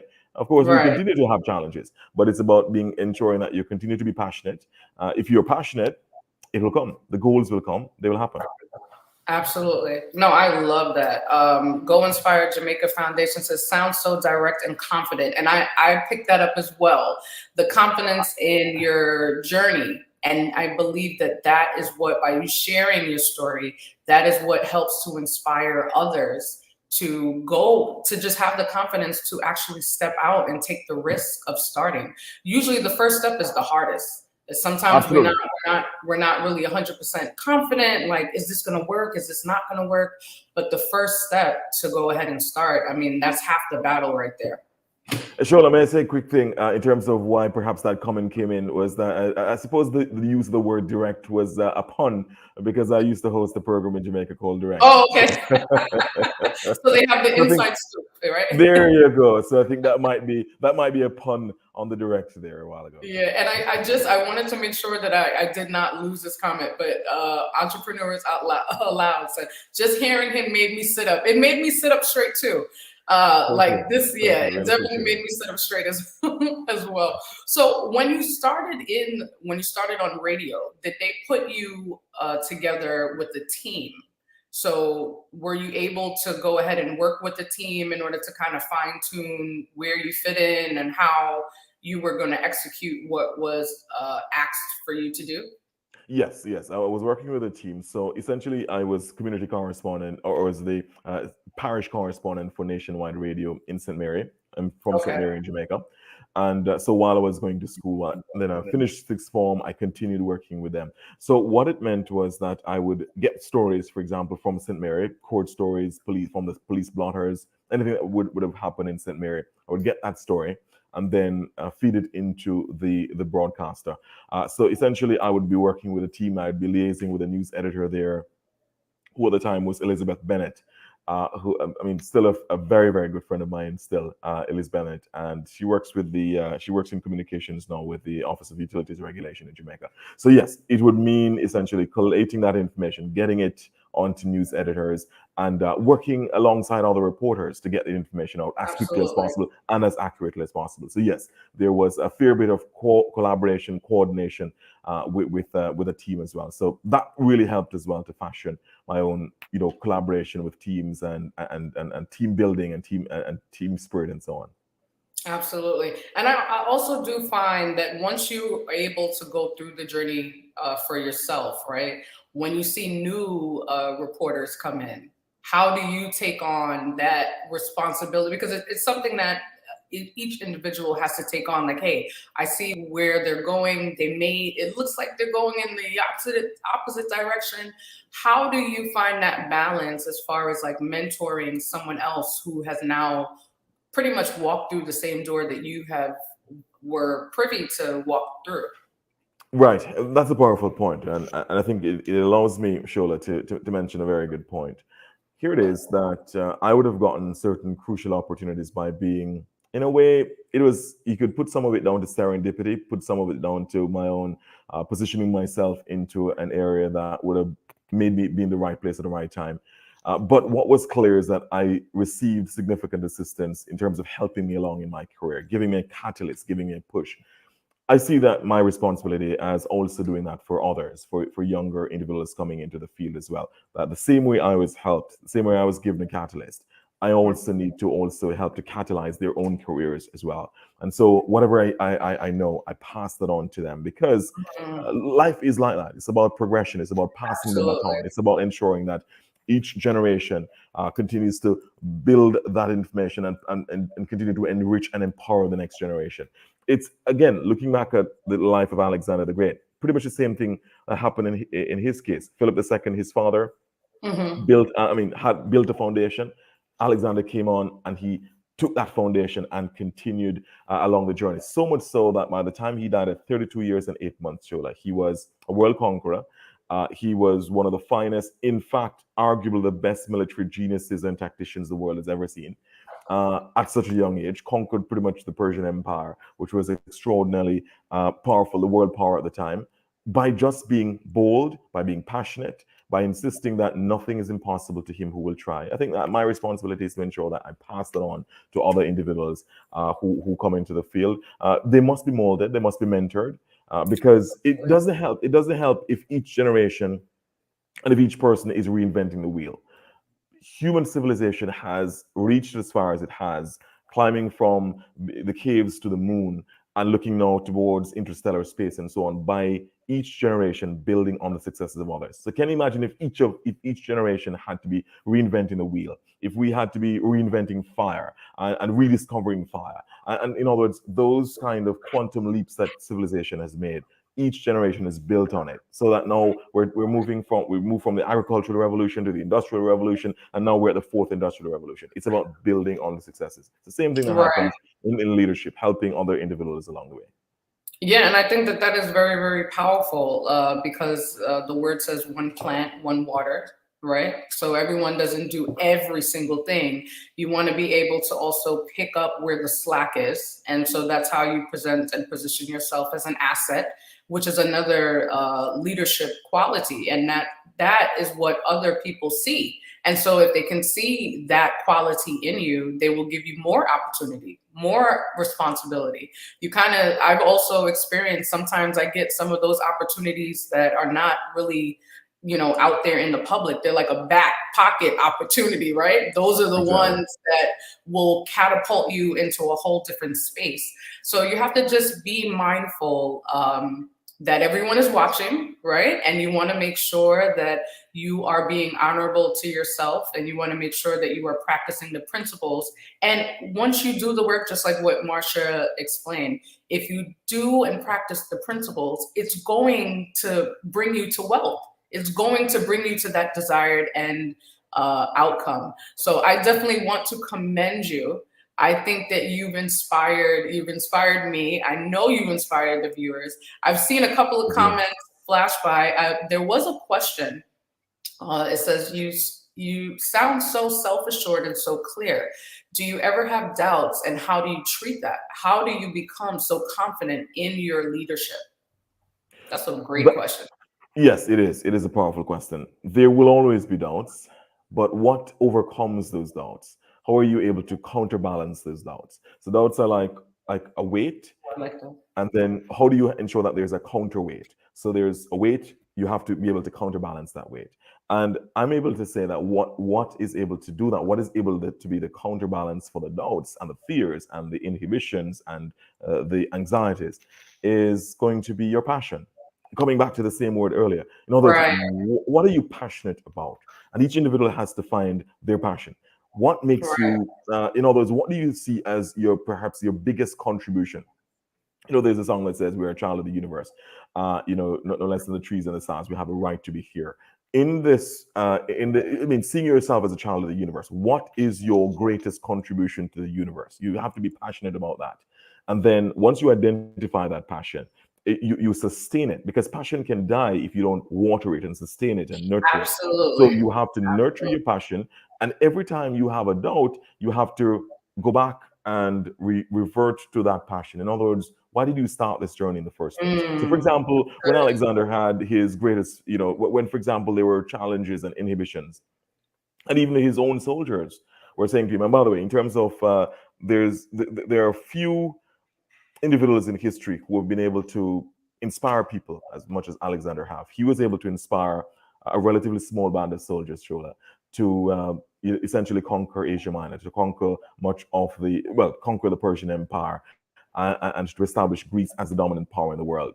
He was able to do that, to tell these soldiers that, look, don't take the path of least resistance. Challenge fate, challenge history, and establish yourselves as the greatest. In other words, he saw himself as the greatest. And what was the other crucial thing about him was that His mother instilled in him from a very young age that he was the son of a god. He was the son of Zeus. So he had that That's good. self-belief. He had that self-belief that no matter what, he was destined to be great. Point Right. is, you have to, and that's where his passion came from. So in other words, whatever the doubts, whatever the fears, he told himself, look, I'm going to achieve. I'm going to succeed no matter what. No That matter came, I what. mean, obviously he was not the son of a god. That was all mythology. But what that was Right. able to do, the power of that thought, the power of that motivation, instilled in him a passion that said, look, you're going to accomplish no matter what. So long and short is, that passion is crucial. That commitment, that motivation is going to be crucial. That enables you to overcome any fears or doubts.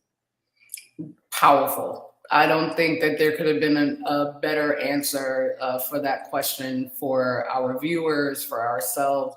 I'm blown away. I am blown Thank you, away. Shola. I Thank you. have to go back to my book and to the drawing board and upgrade my goals, because now I've been inspired again to go ahead and make sure that my goals are attainable, right? Reachable. And also, you've sparked some leadership skills inside of me to not be afraid. That when the doubt comes, I can attack it head on.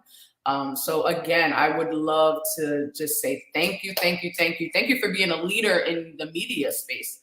I really Thank appreciate it. you for Shola. doing what you do. Do you have social media that you would like to share of how people can contact you or follow you, to watch your journey and to see exactly what else you're doing in the media space? Not being on social media, Shola, funny enough. But what I'd encourage individuals to, never mind. I have, for example, discussions and contretemps every day about social media. LinkedIn is fine. Okay. So I'm on Awesome. LinkedIn, which is, a perfect space for professionals to interact and to talk about leadership and to talk about different ways of being able to, different leadership styles. Because everybody, Shola, will have their own styles, and I know that you've pretty much on the time. But just to indicate, the important thing is, how do you have that cross fertilization of ideas? Because in talking and communicating, we're able to perhaps find the best option, the best leadership mix. So everybody will come to the table with their own kind of leadership styles, but perhaps we can meld all of those to get the best one. And how I know that you are a leader is because that's our topic for next week. The leadership style. So yeah, so you're definitely a forward thinker. But I definitely want to thank you. Thank you so much for coming on the show and inspiring the audience, inspiring the viewers. And I wish you nothing but great success in everything that you're doing right now and inspiring and empowering people. And just want to say again, thank you so much. I really appreciate it. Shola, you're most welcome. It was my pleasure. Happy to be with you. And we wish you as well successes on your journey as well, and success for the show as well. Really appreciate it. Thank you. Thank you. All the best. Well, guys, that was amazing. And I think that what we actually, we're running out of time now, but I wanted to just make sure that everyone understood how important it is to be a leader and to use some of those leadership skills in your field. And also something really, really powerful that I wrote down that I don't want to forget. You also have to make sure that you are able to conquer that doubt. As soon as the doubt comes, we heard it from Garfield, you have to attack it head on, get it out of here so that you're able to move forward. And so I'm blown away. I want to go back to revisit some of my goals that I set out to accomplish for this year and kind of spruce it up a little bit and, get it done. So we wanted to thank you so much for tuning in for today's show. We want to make sure that you follow us on all media platforms. We are all social media platforms. We want to say a big, huge thank you to all of our partners, our subscribers, our supporters, our listeners, and our viewers from all over the world. We want to thank you for all of the viewers who engage with us and who have been sharing comments and asking questions. This is what it's all about. It's about empowering everyone, empowering our community and our people to be leaders in the space that they are called to do. So I do want to end with a prayer. And so, God, we just thank you for today. We thank you that you are God and you are sitting on the throne. We thank you for everyone who is listening and viewing and watching this program. We thank you, God, that you have equipped them with what they need in order to complete the assignment that you have given them, God. We ask you if there's any doubt that you have it removed. We thank you that you will send people to encourage them and to redirect them and to keep them on task to completing the goal that is set out for them to complete, God. We thank you for traveling mercies. We thank you for safety, and we thank you for protection. We thank you for Mr. Garfield, and we ask you that you bless him tremendously in the space that he is in. And we just thank you and we praise you in Jesus' name. Amen. So I just want to thank you again for tuning in and we had an awesome show today. We'll see you next week. Are you ready for the weekend? Weekends on UME Radio. Get the UME Radio app. Weekends on UME Radio. The sun is up and so are we. Subscribe to our YouTube channel and follow us on Instagram and Facebook, all at UME Radio. UME Radio. Positive entertainment 24/7. Subscribe on YouTube and click the notification bell.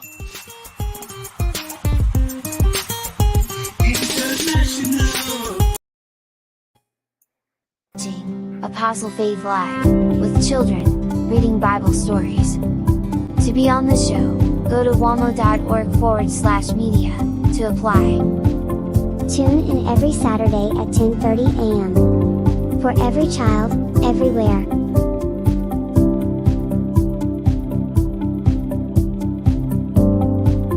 The positive side to life. When times are bad, focus on your friends who are at your side. When time is good, notice and help out others.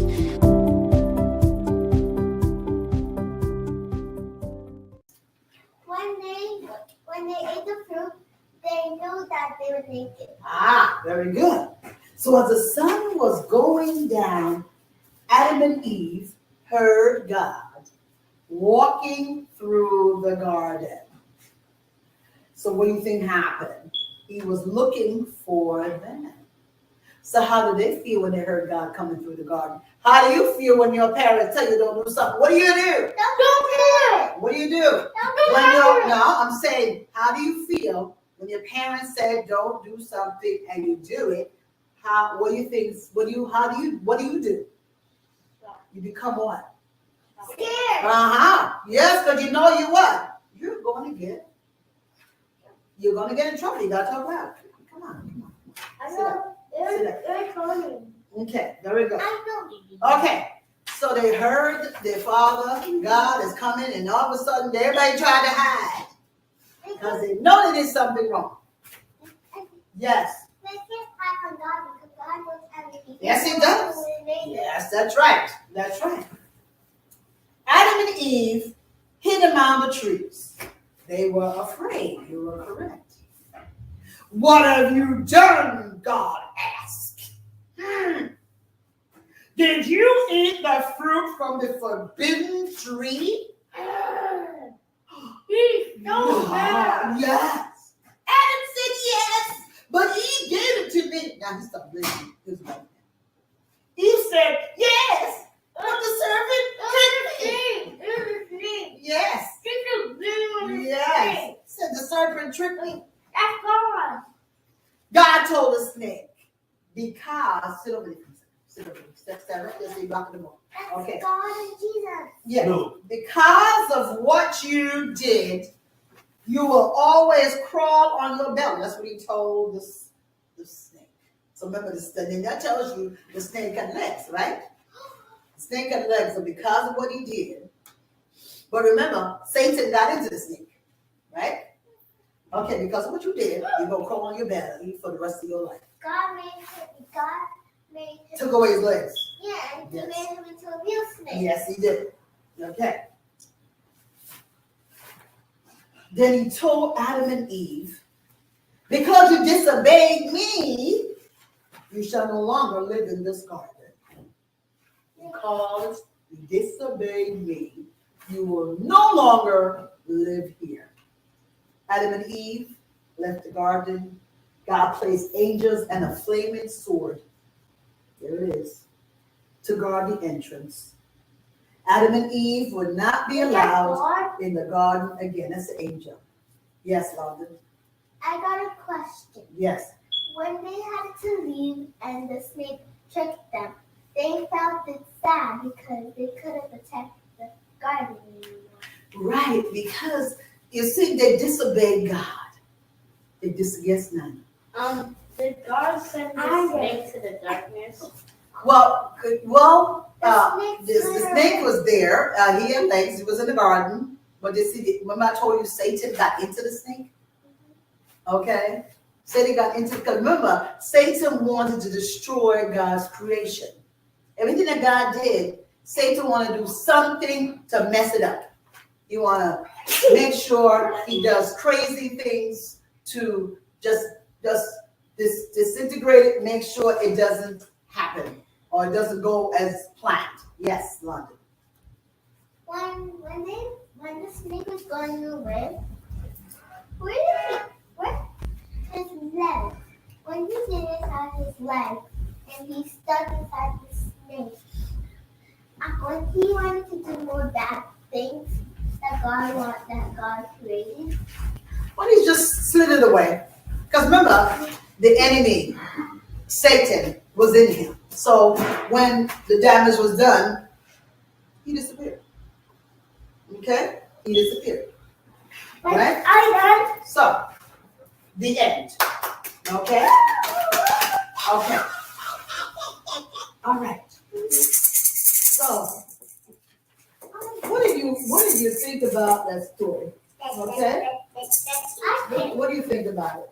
Yes. I think that the whole story was about to not disobey God. Very good. Excellent. Excellent. All right? And why do you think Eve listened to the serpent instead of God? What do you think she listened to the serpent instead of God? Yes. Because she was curious of how the fruit tastes. I love that, Anne. Love that response. Yes? And I also think that she probably wants to taste the fruit because it probably tastes more good than the. That's a good point as well. Excellent.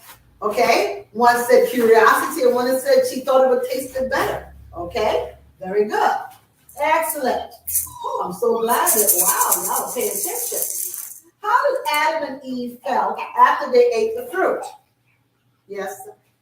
They felt scared that God will disobey them from the garden.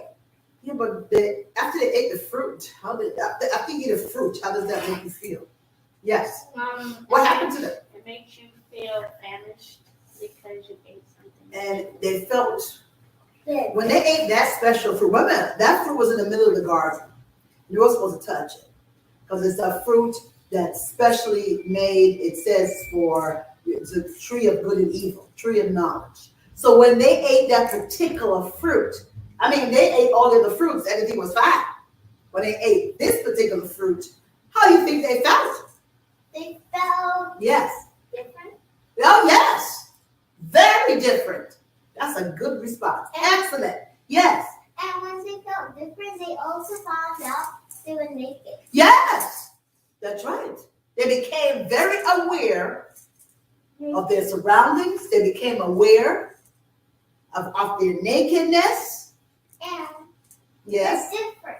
Yes. Everything felt different. Because remember, Satan told them that, you're not going to physically, they thought it was going to physically die. But what happened was they spiritually died. What does that mean? Spiritually died, that means that your soul now is, because you disobeyed God, so you are now in sin. At that time, everything was good. So this is when sin came into the world because of Adam and Eve's disobedience. So disobedience was the first sin. Okay? So when you disobey a direction, disobey when you're told to do something, okay? Wait, can you fix it? Yes, huh? Can you fix the sin? Yes, you can. And who fixed it? Who fixed it? Jesus. Yes. Who did God send? Jesus. Say loud. Jesus. Yeah, Jesus came and fixed the sin. But, Jesus came and redeemed us from our sin. Yes. But selfish people killed him. Yeah, well, he came back to life, though. Came back to life. Because God made Jesus. Yes, okay. So remember, Jesus was there when the earth was formed. Remember I told you Jesus was there? Remember I told you that? Okay. All right. So, and what was their reaction when they heard that God was walking through the garden? What was the reaction? Their reaction was scared. That's right. Very good. Excellent. Why were they having those feelings? Because they were scared of what will happen to them. Because they God. disobey God. Very good. Oh, you paid attention. Okay. What was the consequences of disobeying God's direction? What was the consequences? To not eat the fruit. No, but what was the consequence? What happened? What did God do after they ate? They was banned from the garden. Yes, they were kicked out of the garden. Now you ain't gonna stay here no more. Cause you're not paying attention. You wasn't following my rules. God had to make angels protect the garden. Yes. See, now you was in a beautiful place. You had everything to your comfort. It was normal. Yes, you had all the fun. You had everything you could have. I gave you dominion over all the plants, the animals, everything. And I just tell you, don't eat one thing. Just leave this one tree alone. You let some serpent tell you to disobey me. I would have left it alone. Ah. I got it. Yes. If God said do not touch that, he probably meant do not touch it because it probably wasn't right yet. Because the devil probably did the same thing and magically put his house in Magical. and put God in too. Okay. Okay, you got a good point. Yes. Why I wouldn't touch the fruit is because then disobedience would have been a real sin, and then everybody would have listened to everything. Yes. They would have been told. Yes. Because we had a good life. We would have had a good life had not Adam did what he did. We would have had a really good life. We wouldn't have all these issues that we have out here. People doing all these violence. People doing mean things. People not being nice to one another. When you go to school, you got sometimes children bully one another. Are those things good? No. You wouldn't have none of those things. Yes. And also the devil is invisible, so you cannot see him. Well, he has this little imp all over the place. Yeah. You can't see God either, but he got a little imp. But God is everywhere. You can feel God. And how do we? Okay, Jesus came to redeem the world. So then, John 3:16 says, "For God so loved the world that He gave His only begotten Son, that whosoever believeth on Him should not perish, but has everlasting life." So that means that we are in sin. So when Jesus came and He was crucified and He died and He rose again, okay, and because of His resurrection, we have that right to surrender our lives to the Lord, because we're all born in sin. So for us to change, we accept Jesus in our hearts. Everybody accept Jesus in their hearts today? Yeah. Everybody accept Jesus? What does crucified mean? Well, He was on the cross. Oh. Okay, and they put nails in His hands, they put a thorn on His head, and they nailed His feet together. Yes, that was very mean. That was very treacherous. And then, okay. And then He became a God. But he was all part of it. But he could have summoned 10,000 angels to take Him off the cross. He could have done that, but He didn't, because He came to fulfill the promise that He made to His Father. He came for a purpose. So He had to undo what Satan did. So He had to give us a reason to live, a reason for us that when we die, we have another place to go. We go into eternity. We can go to. I have a question. Yes. Is it true that if we die, does God reborn us? Well, if you die and you have accepted Jesus Christ in your heart and you died as a believer, then you are promised to go to where Jesus is, and that's in heaven. But if you die, you did not accept Jesus in your heart, and you've been living your life sinful, and where do you think you're going to go? The devil. You're going to go where the devil is, and that's hell. And remember, hell was not made for us. It was made for the enemy and his angels. Okay? It wasn't made for us, but some people don't want to follow the order of God. Some people don't want to, come on, Blue. Some people don't want to follow direction. They don't want to surrender their lives to the Lord, and because of that, they end up being lost. Okay? So the beautiful thing is, come on, Blue. Okay, the beautiful thing is learn to be obedient, follow through when your parents tell you to do something, okay? Because when you don't do right, there are always consequences. Okay, so I want you to draw something, what you remember about the story. All right? Give you a few minutes. Okay, fill out paper. Here you go. Give them out. You have crayons, so you have markers. Okay, now I want you to give them out first. Give them out. Okay. All right. You can use the marker if you want to use crayon. Okay, you got 3 more minutes. 3 minutes. Go ahead. All right, Blue. I want a blue pen. So that's a blue one. Okay. Okay. So I want you can do it right here. Can we see that? Let me get that black one because you can't see that one. You want a green one? Because you can see better with green. Okay, put it right here. Can I get a green crayon? Okay.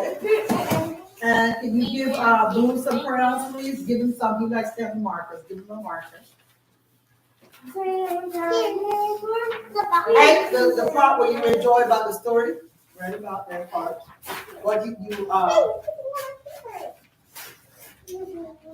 part of the story you enjoy the most? Your favorite part of the story?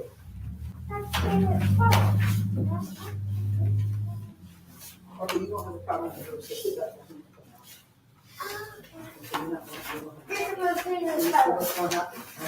Thank you.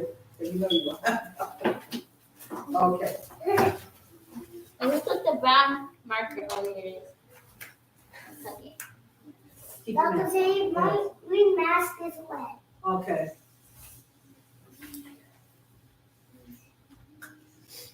It was open. Okay, you just open it. I'm being creative. Okay, very good.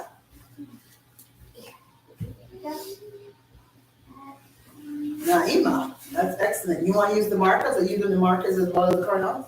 Or are you doing both? Okay, all right. Like that, I draw. Now, see, when you drawing? Oh, wow. Oh, my goodness. Okay, come on. You only take one at a time. When you open them all up and the colors on the floor, you have the, I don't want you to write up the markers. Okay. Don't open them up. Don't open them up. You only use one at a time. Okay, you want to use this one? So let's cover this one back up. Okay, you want to use 2. Okay, make sure you keep them covered. What are you drawing, Blue? I'm drawing a big dinosaur.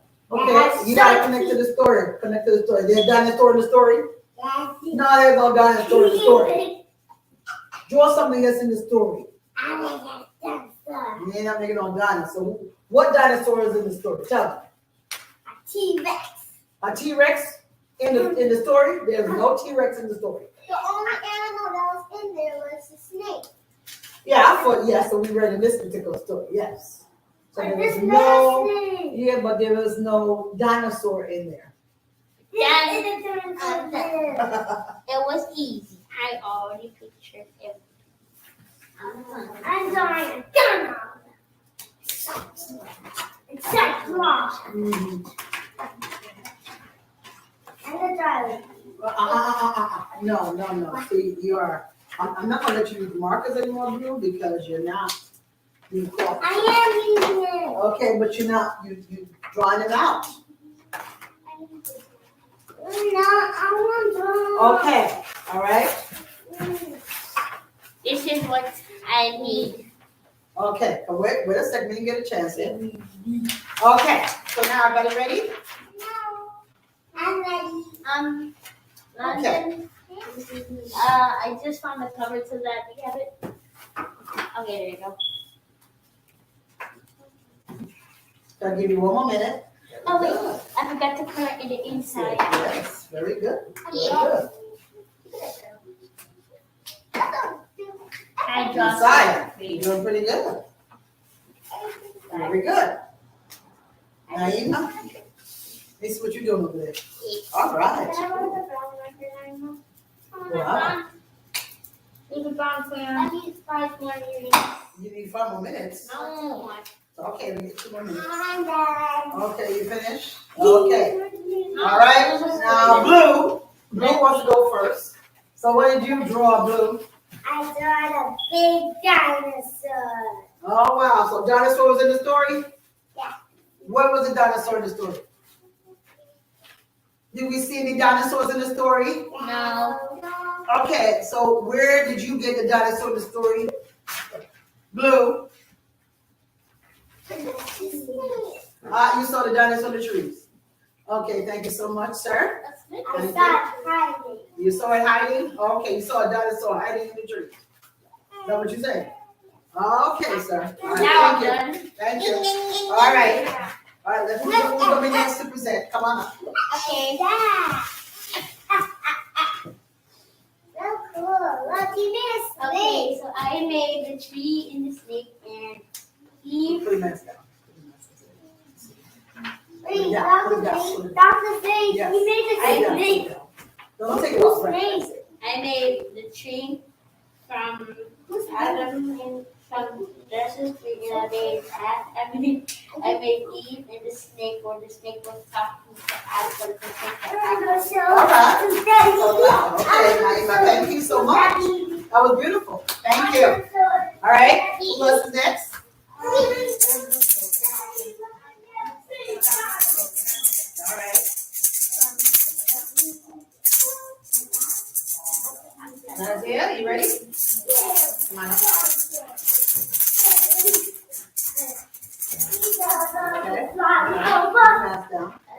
Okay, so what I drew the snake and the forbidden fruit. Come on, 1 second. Blue, come over here. Go ahead. So I drew the snake and the forbidden tree because that was the part I liked. That was the part I liked most about the story. Okay, very good. Thank you. Thank you. Nazia, yes. Go on.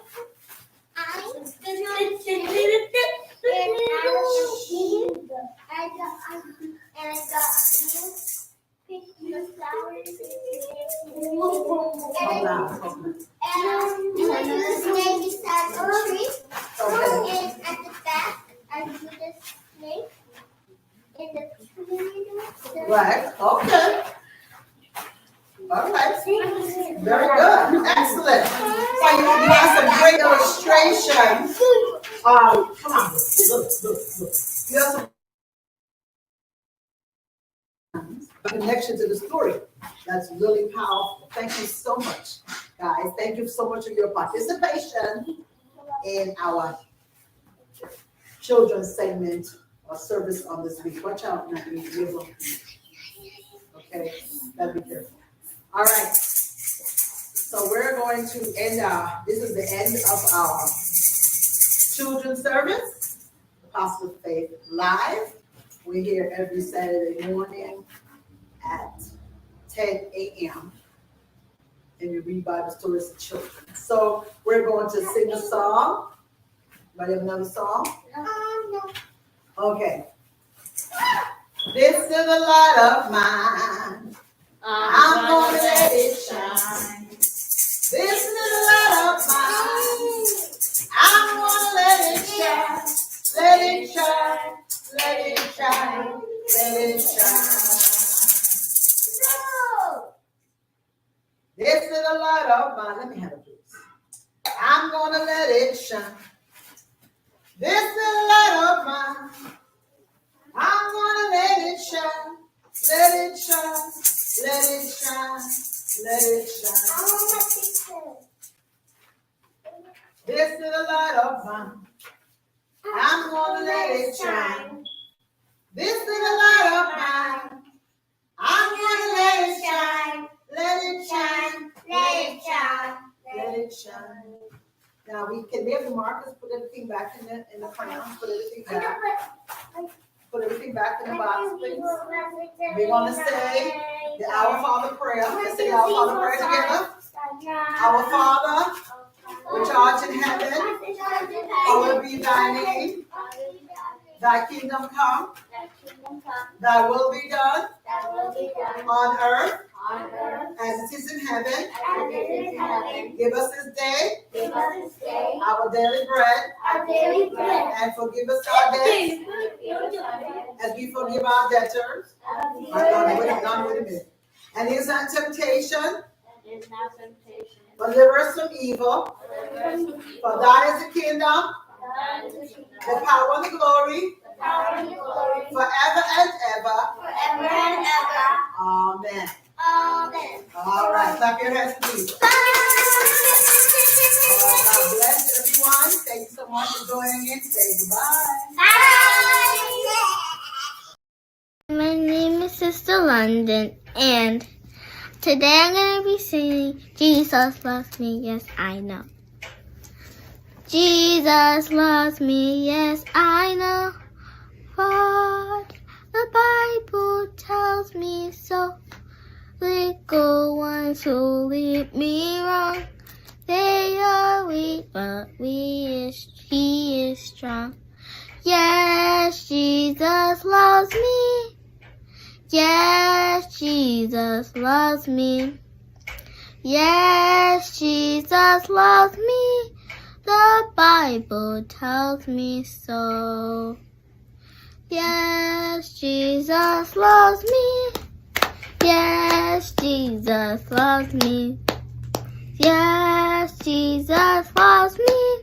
The Bible tells me so. Jesus loves me, yes I know, for the Bible tells me so.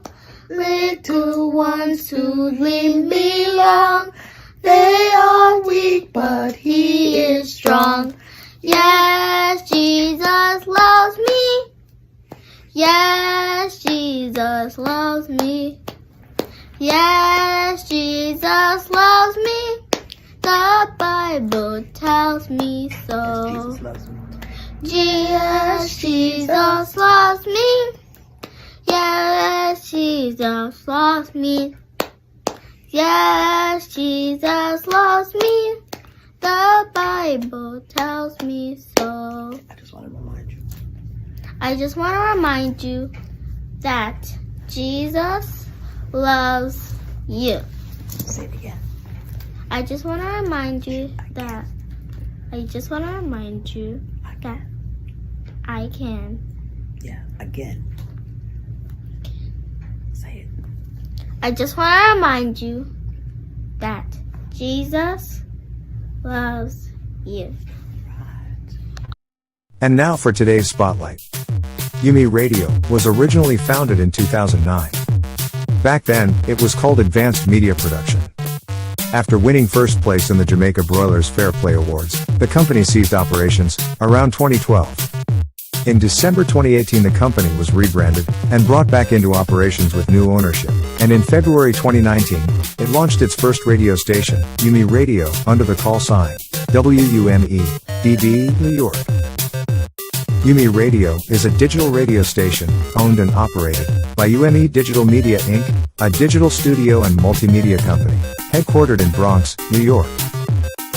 Our brands are committed to inspiring, educating, and entertaining people through transformative and empowering content. Our mission is to reach 1 million households, touch 1 million lives, and showcase 1 million brands. Get the UME Radio app for the full experience, available via your Apple and Google Play stores. If you want to listen on the web, you may go to app.umeradio.com or via our website at www.umeradio.com. Our content can be watched on Carib Vision. You can also listen in via Amazon Music, iTunes, iHeartRadio, TuneIn, Google Podcast, Podbean, TuneU, Live 365, Spotify, Stitcher, Player FM Listen Notes.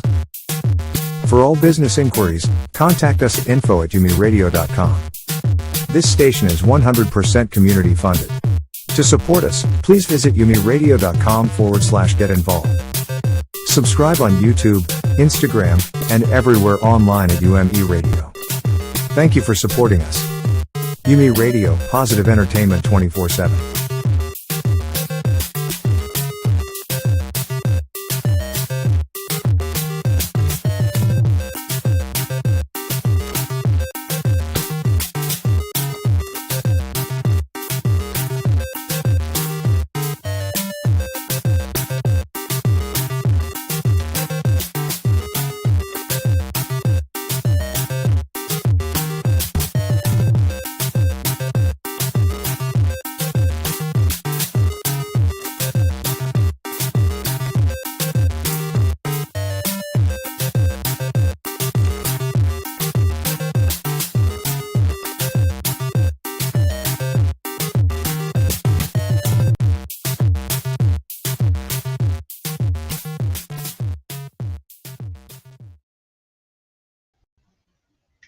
Good morning, everyone, and welcome to our ever-evolving show as we aim to become the change, the solution, the advocate for empowerment in our community. We make the necessary changes to that end. So, as I explore the kind of impact I want to have, I realized that a change of title was necessary. So, I want to introduce you all to The Light Within. This show is where we highlight stories of hope within the community. We interview community leaders, charitable organizations, and other service providers who provide solutions to inspire hope and bring solutions to the Black community.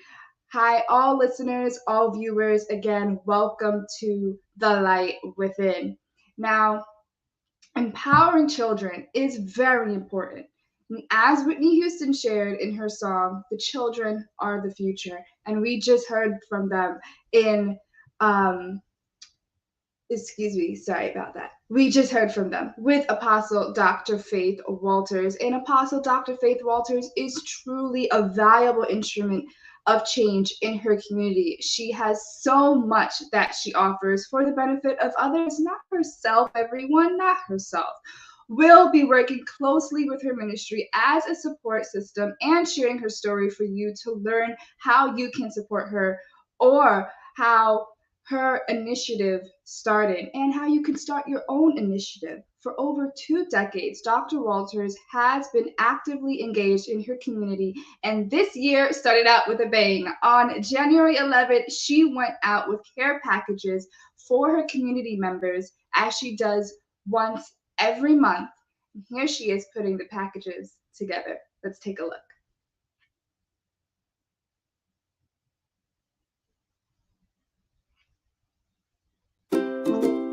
Every day is a new beginning. Meet Jessie, your community health advocate. The Light Within. Tune in every Saturday.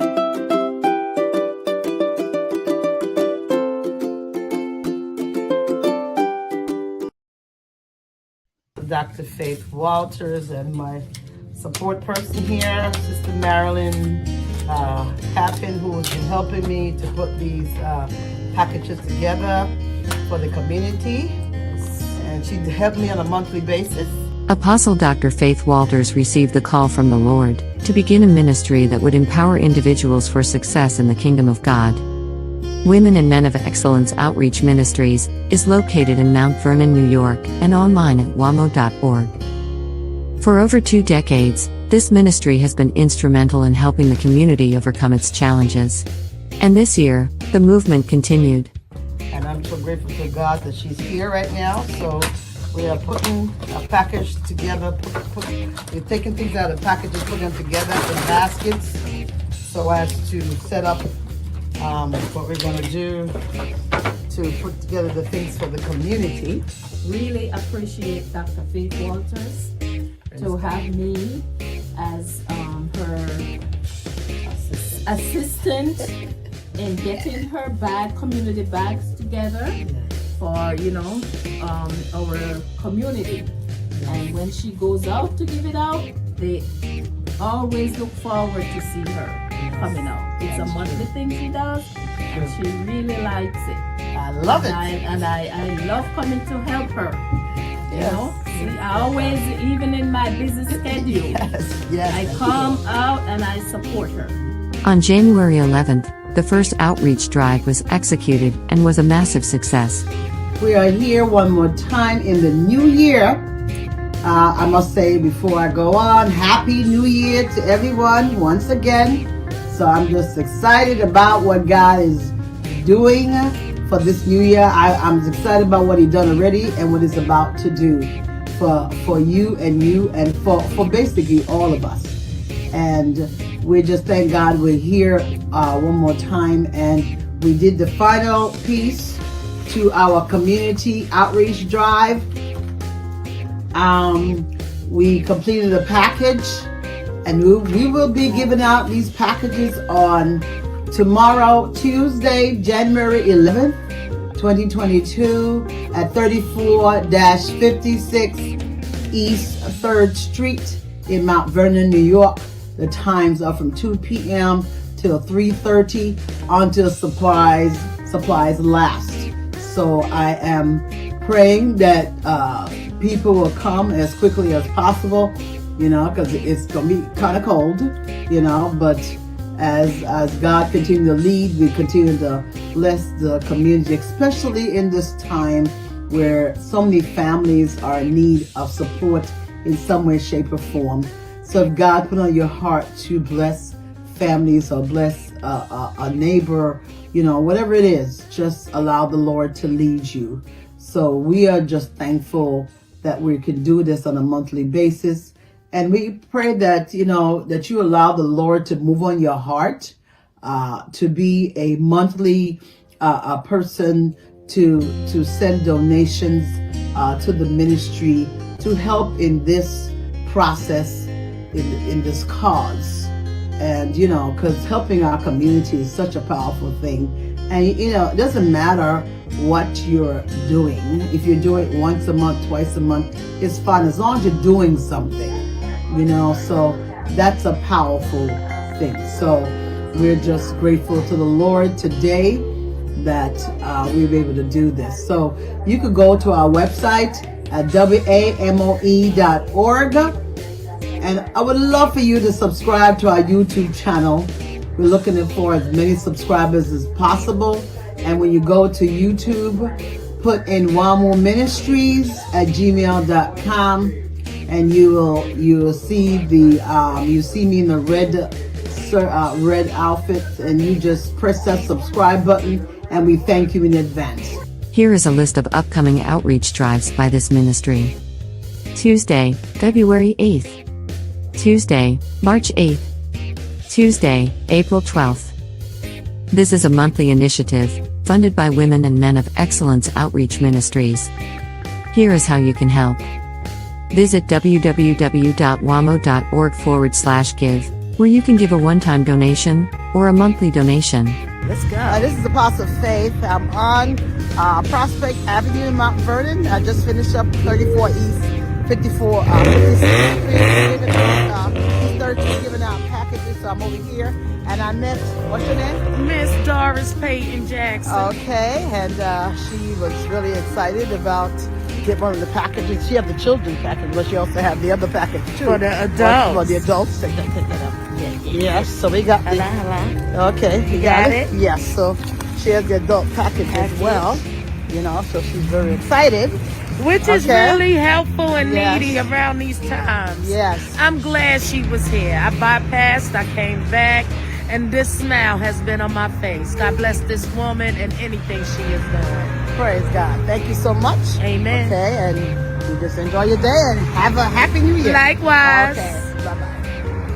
Your donations will help to ensure that this initiative expands to reach even more people in need.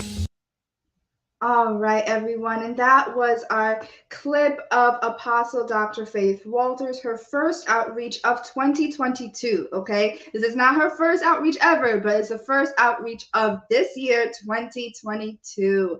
And let me tell you a little bit more about Dr. Apostle Faith Walters. Not only is she a powerful woman, but she is also a therapist, pastor, author, and community leader. It is through her ministry she has been faithfully gifting packages to community members in the city of Mount Vernon on a monthly basis. That is the second Tuesday of every month. Now let's take a look at her outreach team preparing for Jesus is Love community outreach drive that was held on February 8th in times for Valentine's Day. I'm telling you, I love the thought that goes into the initiative. No pun intended. Let's take a look. Are you? This is Apostle Faith Walters and my assistant, Marilyn Tappan. We are coming to you from Women and Men of Excellence Outreach Ministries located in Mount Vernon, New York. We have another month of our community outreach drive. And of course, this month is February. Oh, it's the love month. All right. So, you know, 14th. It represents love. And we also go to add to the food package this month because it's Valentine's. Everybody get a rose in their packages. Love is in the air. Yes, yes. And we know Jesus is love. Right. So this is what we're about today. And we're going to be giving out some, they're going to get some tea, some, of course, candy, something sweet. Yeah. And we're going to get some coffee. All right, some coffee. They got some soup. Oh, wow. Wow. Yes, and some crackers and oatmeal. Macaroni and cheese. Macaroni and cheese. Yes. Wow. Look at that. So they're going to have a feast. Yes, they are. And then we have our tracks. We have our track, and we also have our flyer. A track, and also I give him a daily word, something that's positive, and it reads, I am bold, powerful, and strong. I have the mind of God. I am walking in kingdom consciousness. Whatever I put my mind to, I can do it. I will have faith, believe, and I will achieve. So this is what they get in every package along with the flyer. You know, and it's a lot of messages, a lot of things on there, a lot of wording to help them, to encourage them, because everybody needs encouragement. And these packages, they go a long way. They could travel anywhere because, you know, God is no respecter of persons, neither am I. So if God said to give, I give. It doesn't matter. So I just let the Lord use me, and it's been a blessing, and we're going to continue doing it. Okay. And we're just ready to put our packages together. So let's start. Let's see that. Put our soup in here. All right, go on. Put the soup. We get the crackers. Crackers, make the soup thinner. Okay. We got the macaroni and cheese. Yes. And I have some, let me put in the we're going to have the coffee. Oatmeal. I'm going to put some oatmeal here. And we're going to have the tea. Yes, and get some tea. Okay. Some candy. I'm a tea drinker myself, so I love that. Yes, of course. And what else you have there? You have the macaroni. Okay, you have the crackers? Yes. Okay, put a rose. And how about the lovely rose? Put the track in. And we got our little message going in. Somebody get the lotion. Okay, so they got lotion from the last time. Yes. I have soft skin, guys. There's a cracker. There's another sweet in there too. Oh, one more coffee. One more sweet. All right. We just keep it going. Okay. So we got this bag going. Here's a bag. So you're going to tie it up. Put it over here. Yes. All right. So we put a rose in that. All right.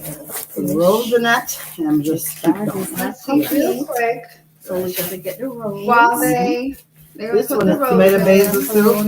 Cute. They got some All right, great so while soup. they Oh my are God, finish up smoked packaging, vegetable I want beef. to share with Oh, you yes. a quick little info tomato, more dumpling, about Apostle vegetables, Faith and what else Walters we got here? and her Homestyle ministry. I chicken, want to share with vegetables, you. and pearl pasta.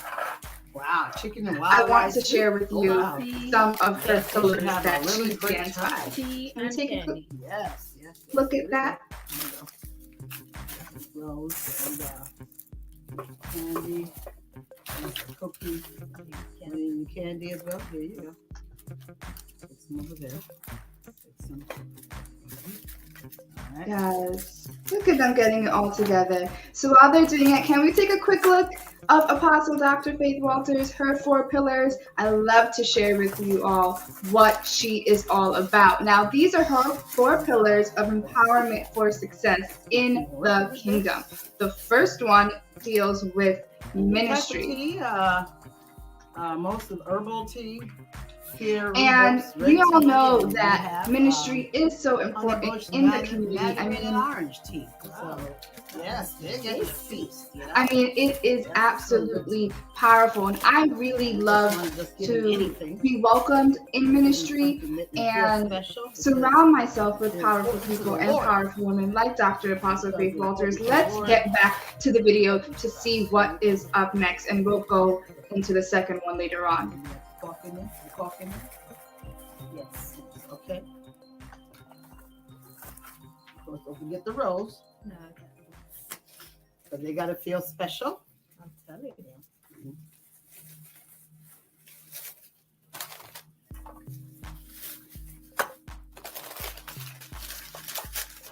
God, it's so wonderful. Oh my goodness. All the time. Yeah, it's great. I tell you, it's amazing. All right, so we have some, real quick, I want to read some comments, if I can read some of that. So we have Entrepreneurs Aloud saying, wow, where did they say she was again? So she is in Mount Vernon, New York.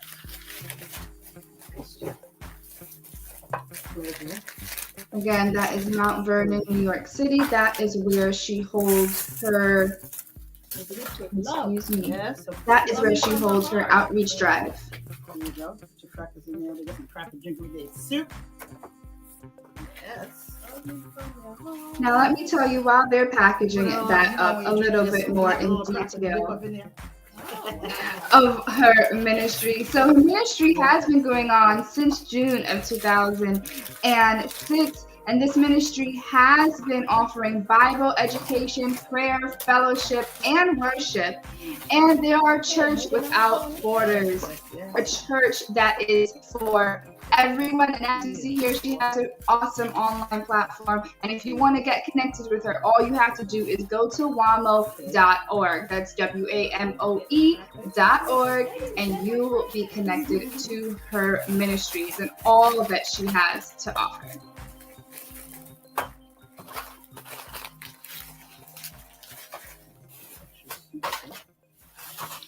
All right, and now while we're going on, we're going to talk about her second pillar. Her second pillar is what we're seeing displayed on today, her outreach. For over 18 years, this ministry has been giving back to the community through its monthly community drives in Mount Vernon, New York. How many of you have a local leader in your community that gives back, that does outreaches, that helps the community, that helps the homeless, that helps people for whatever they may need? Do you have an Apostle Faith Walters in your community? Are you looking for one? Are you looking to be the Apostle Faith Walters in your community? If you're inspired by this while we're watching, go ahead and donate to wamo.org. That is WAMOE.org/give or /donate. How can I forget how you said? I love seeing this. This is absolutely amazing. And now, I think they're almost wrapping up with their little packages here. We're going to go into the third pillar that she has for success in the kingdom, and that is empowerment.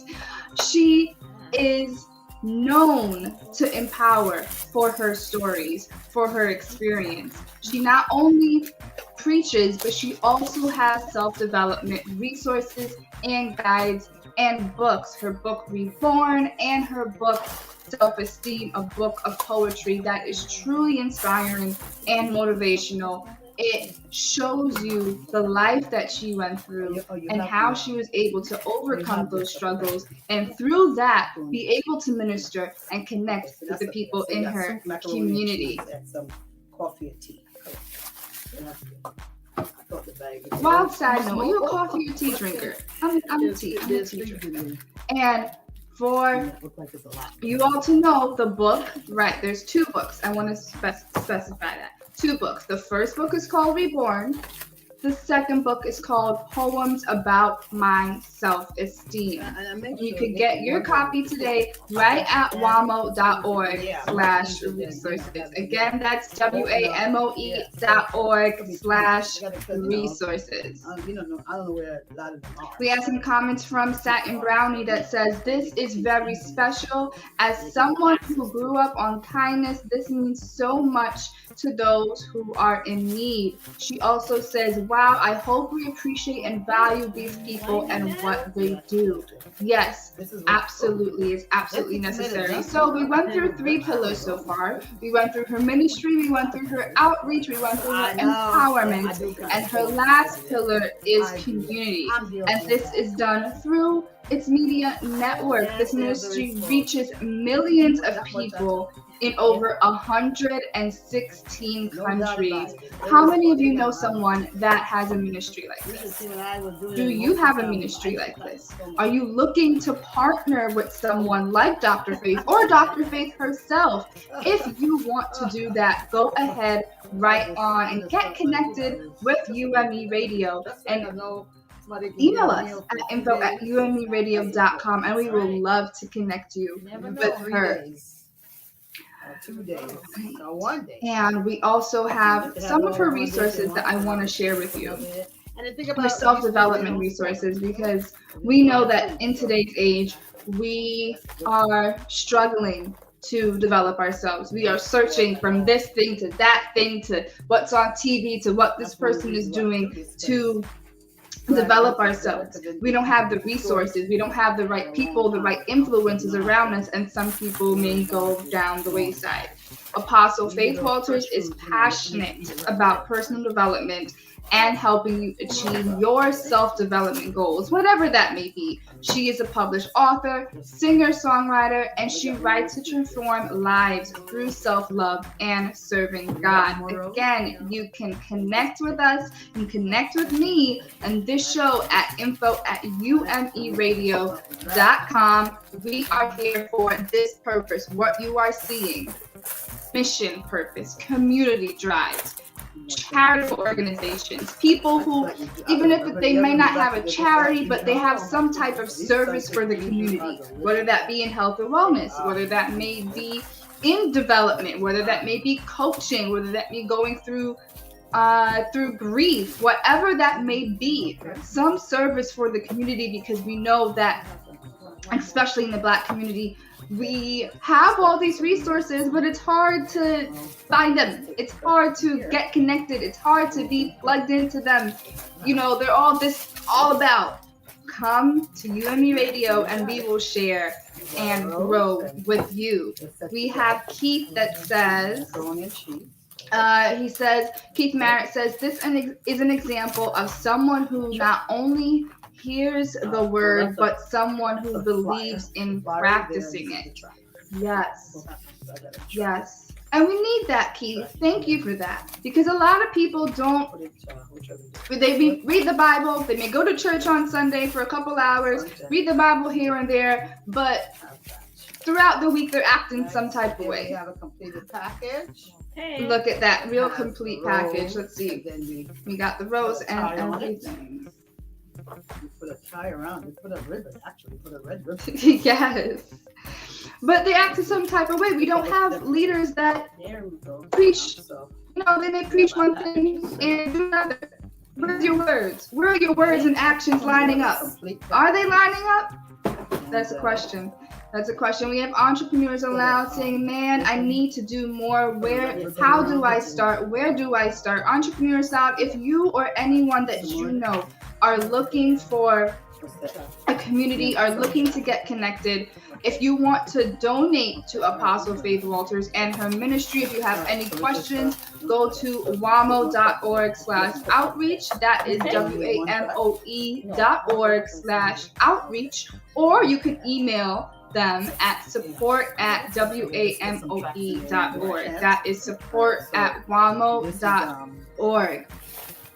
Now, if you want to be part of the vision and you want to grow your own business, you see the vision that we have, and you want us to be involved in your community. Remember, this is in Mount Vernon, New York. You could be in Florida, you could be in California, you could be in England. For all we know, we just want powerful leaders in the community. Email us at info@umeradio.com. We have Go Inspire Jamaica Foundation says she does it with such a passion, though, such thoughtfulness, carefulness. A Rose Valentine. Wow. Yes, isn't that beautiful? Isn't that beautiful? This is a complete package. So we got soup. We have crackers, macaroni and cheese, tea, coffee, and of course a red rose, which represents Valentine's Day, represents love. Valentine's. Nice. Can we go to our clip? So we God have bless a short everyone. clip We pray of one that of the beneficiaries. Whatever God put on your heart to do, just allow the Lord to use you, in whatever way possible, whatever it is, because God loves people who are cheerful and giving.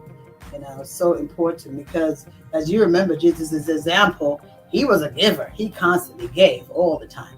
So, it's just a powerful thing, to continue to bless others.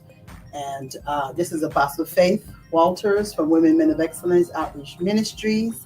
And this is my assistant, Marilyn Tappan. And we're just so thankful to be here on today to share with the people on our community, our monthly community outreach drive. So if you want to see more about our ministry, learn more about our ministry, you go to WAMOE.org at our website, and you get to see a lot of more information about what we do. We have services on Wednesdays at 2 p.m. and Sundays at 5 p.m. on YouTube, also on Facebook and other social media networks. So we are thankful that you join in. And we also have our children's show. Yes, on Saturday mornings. Apostle Faith Live, reading Bible stories to children. So I'm grateful to be here, and I'm so happy, to continue doing the work of Jesus Christ and continue to flow in what he has us to do.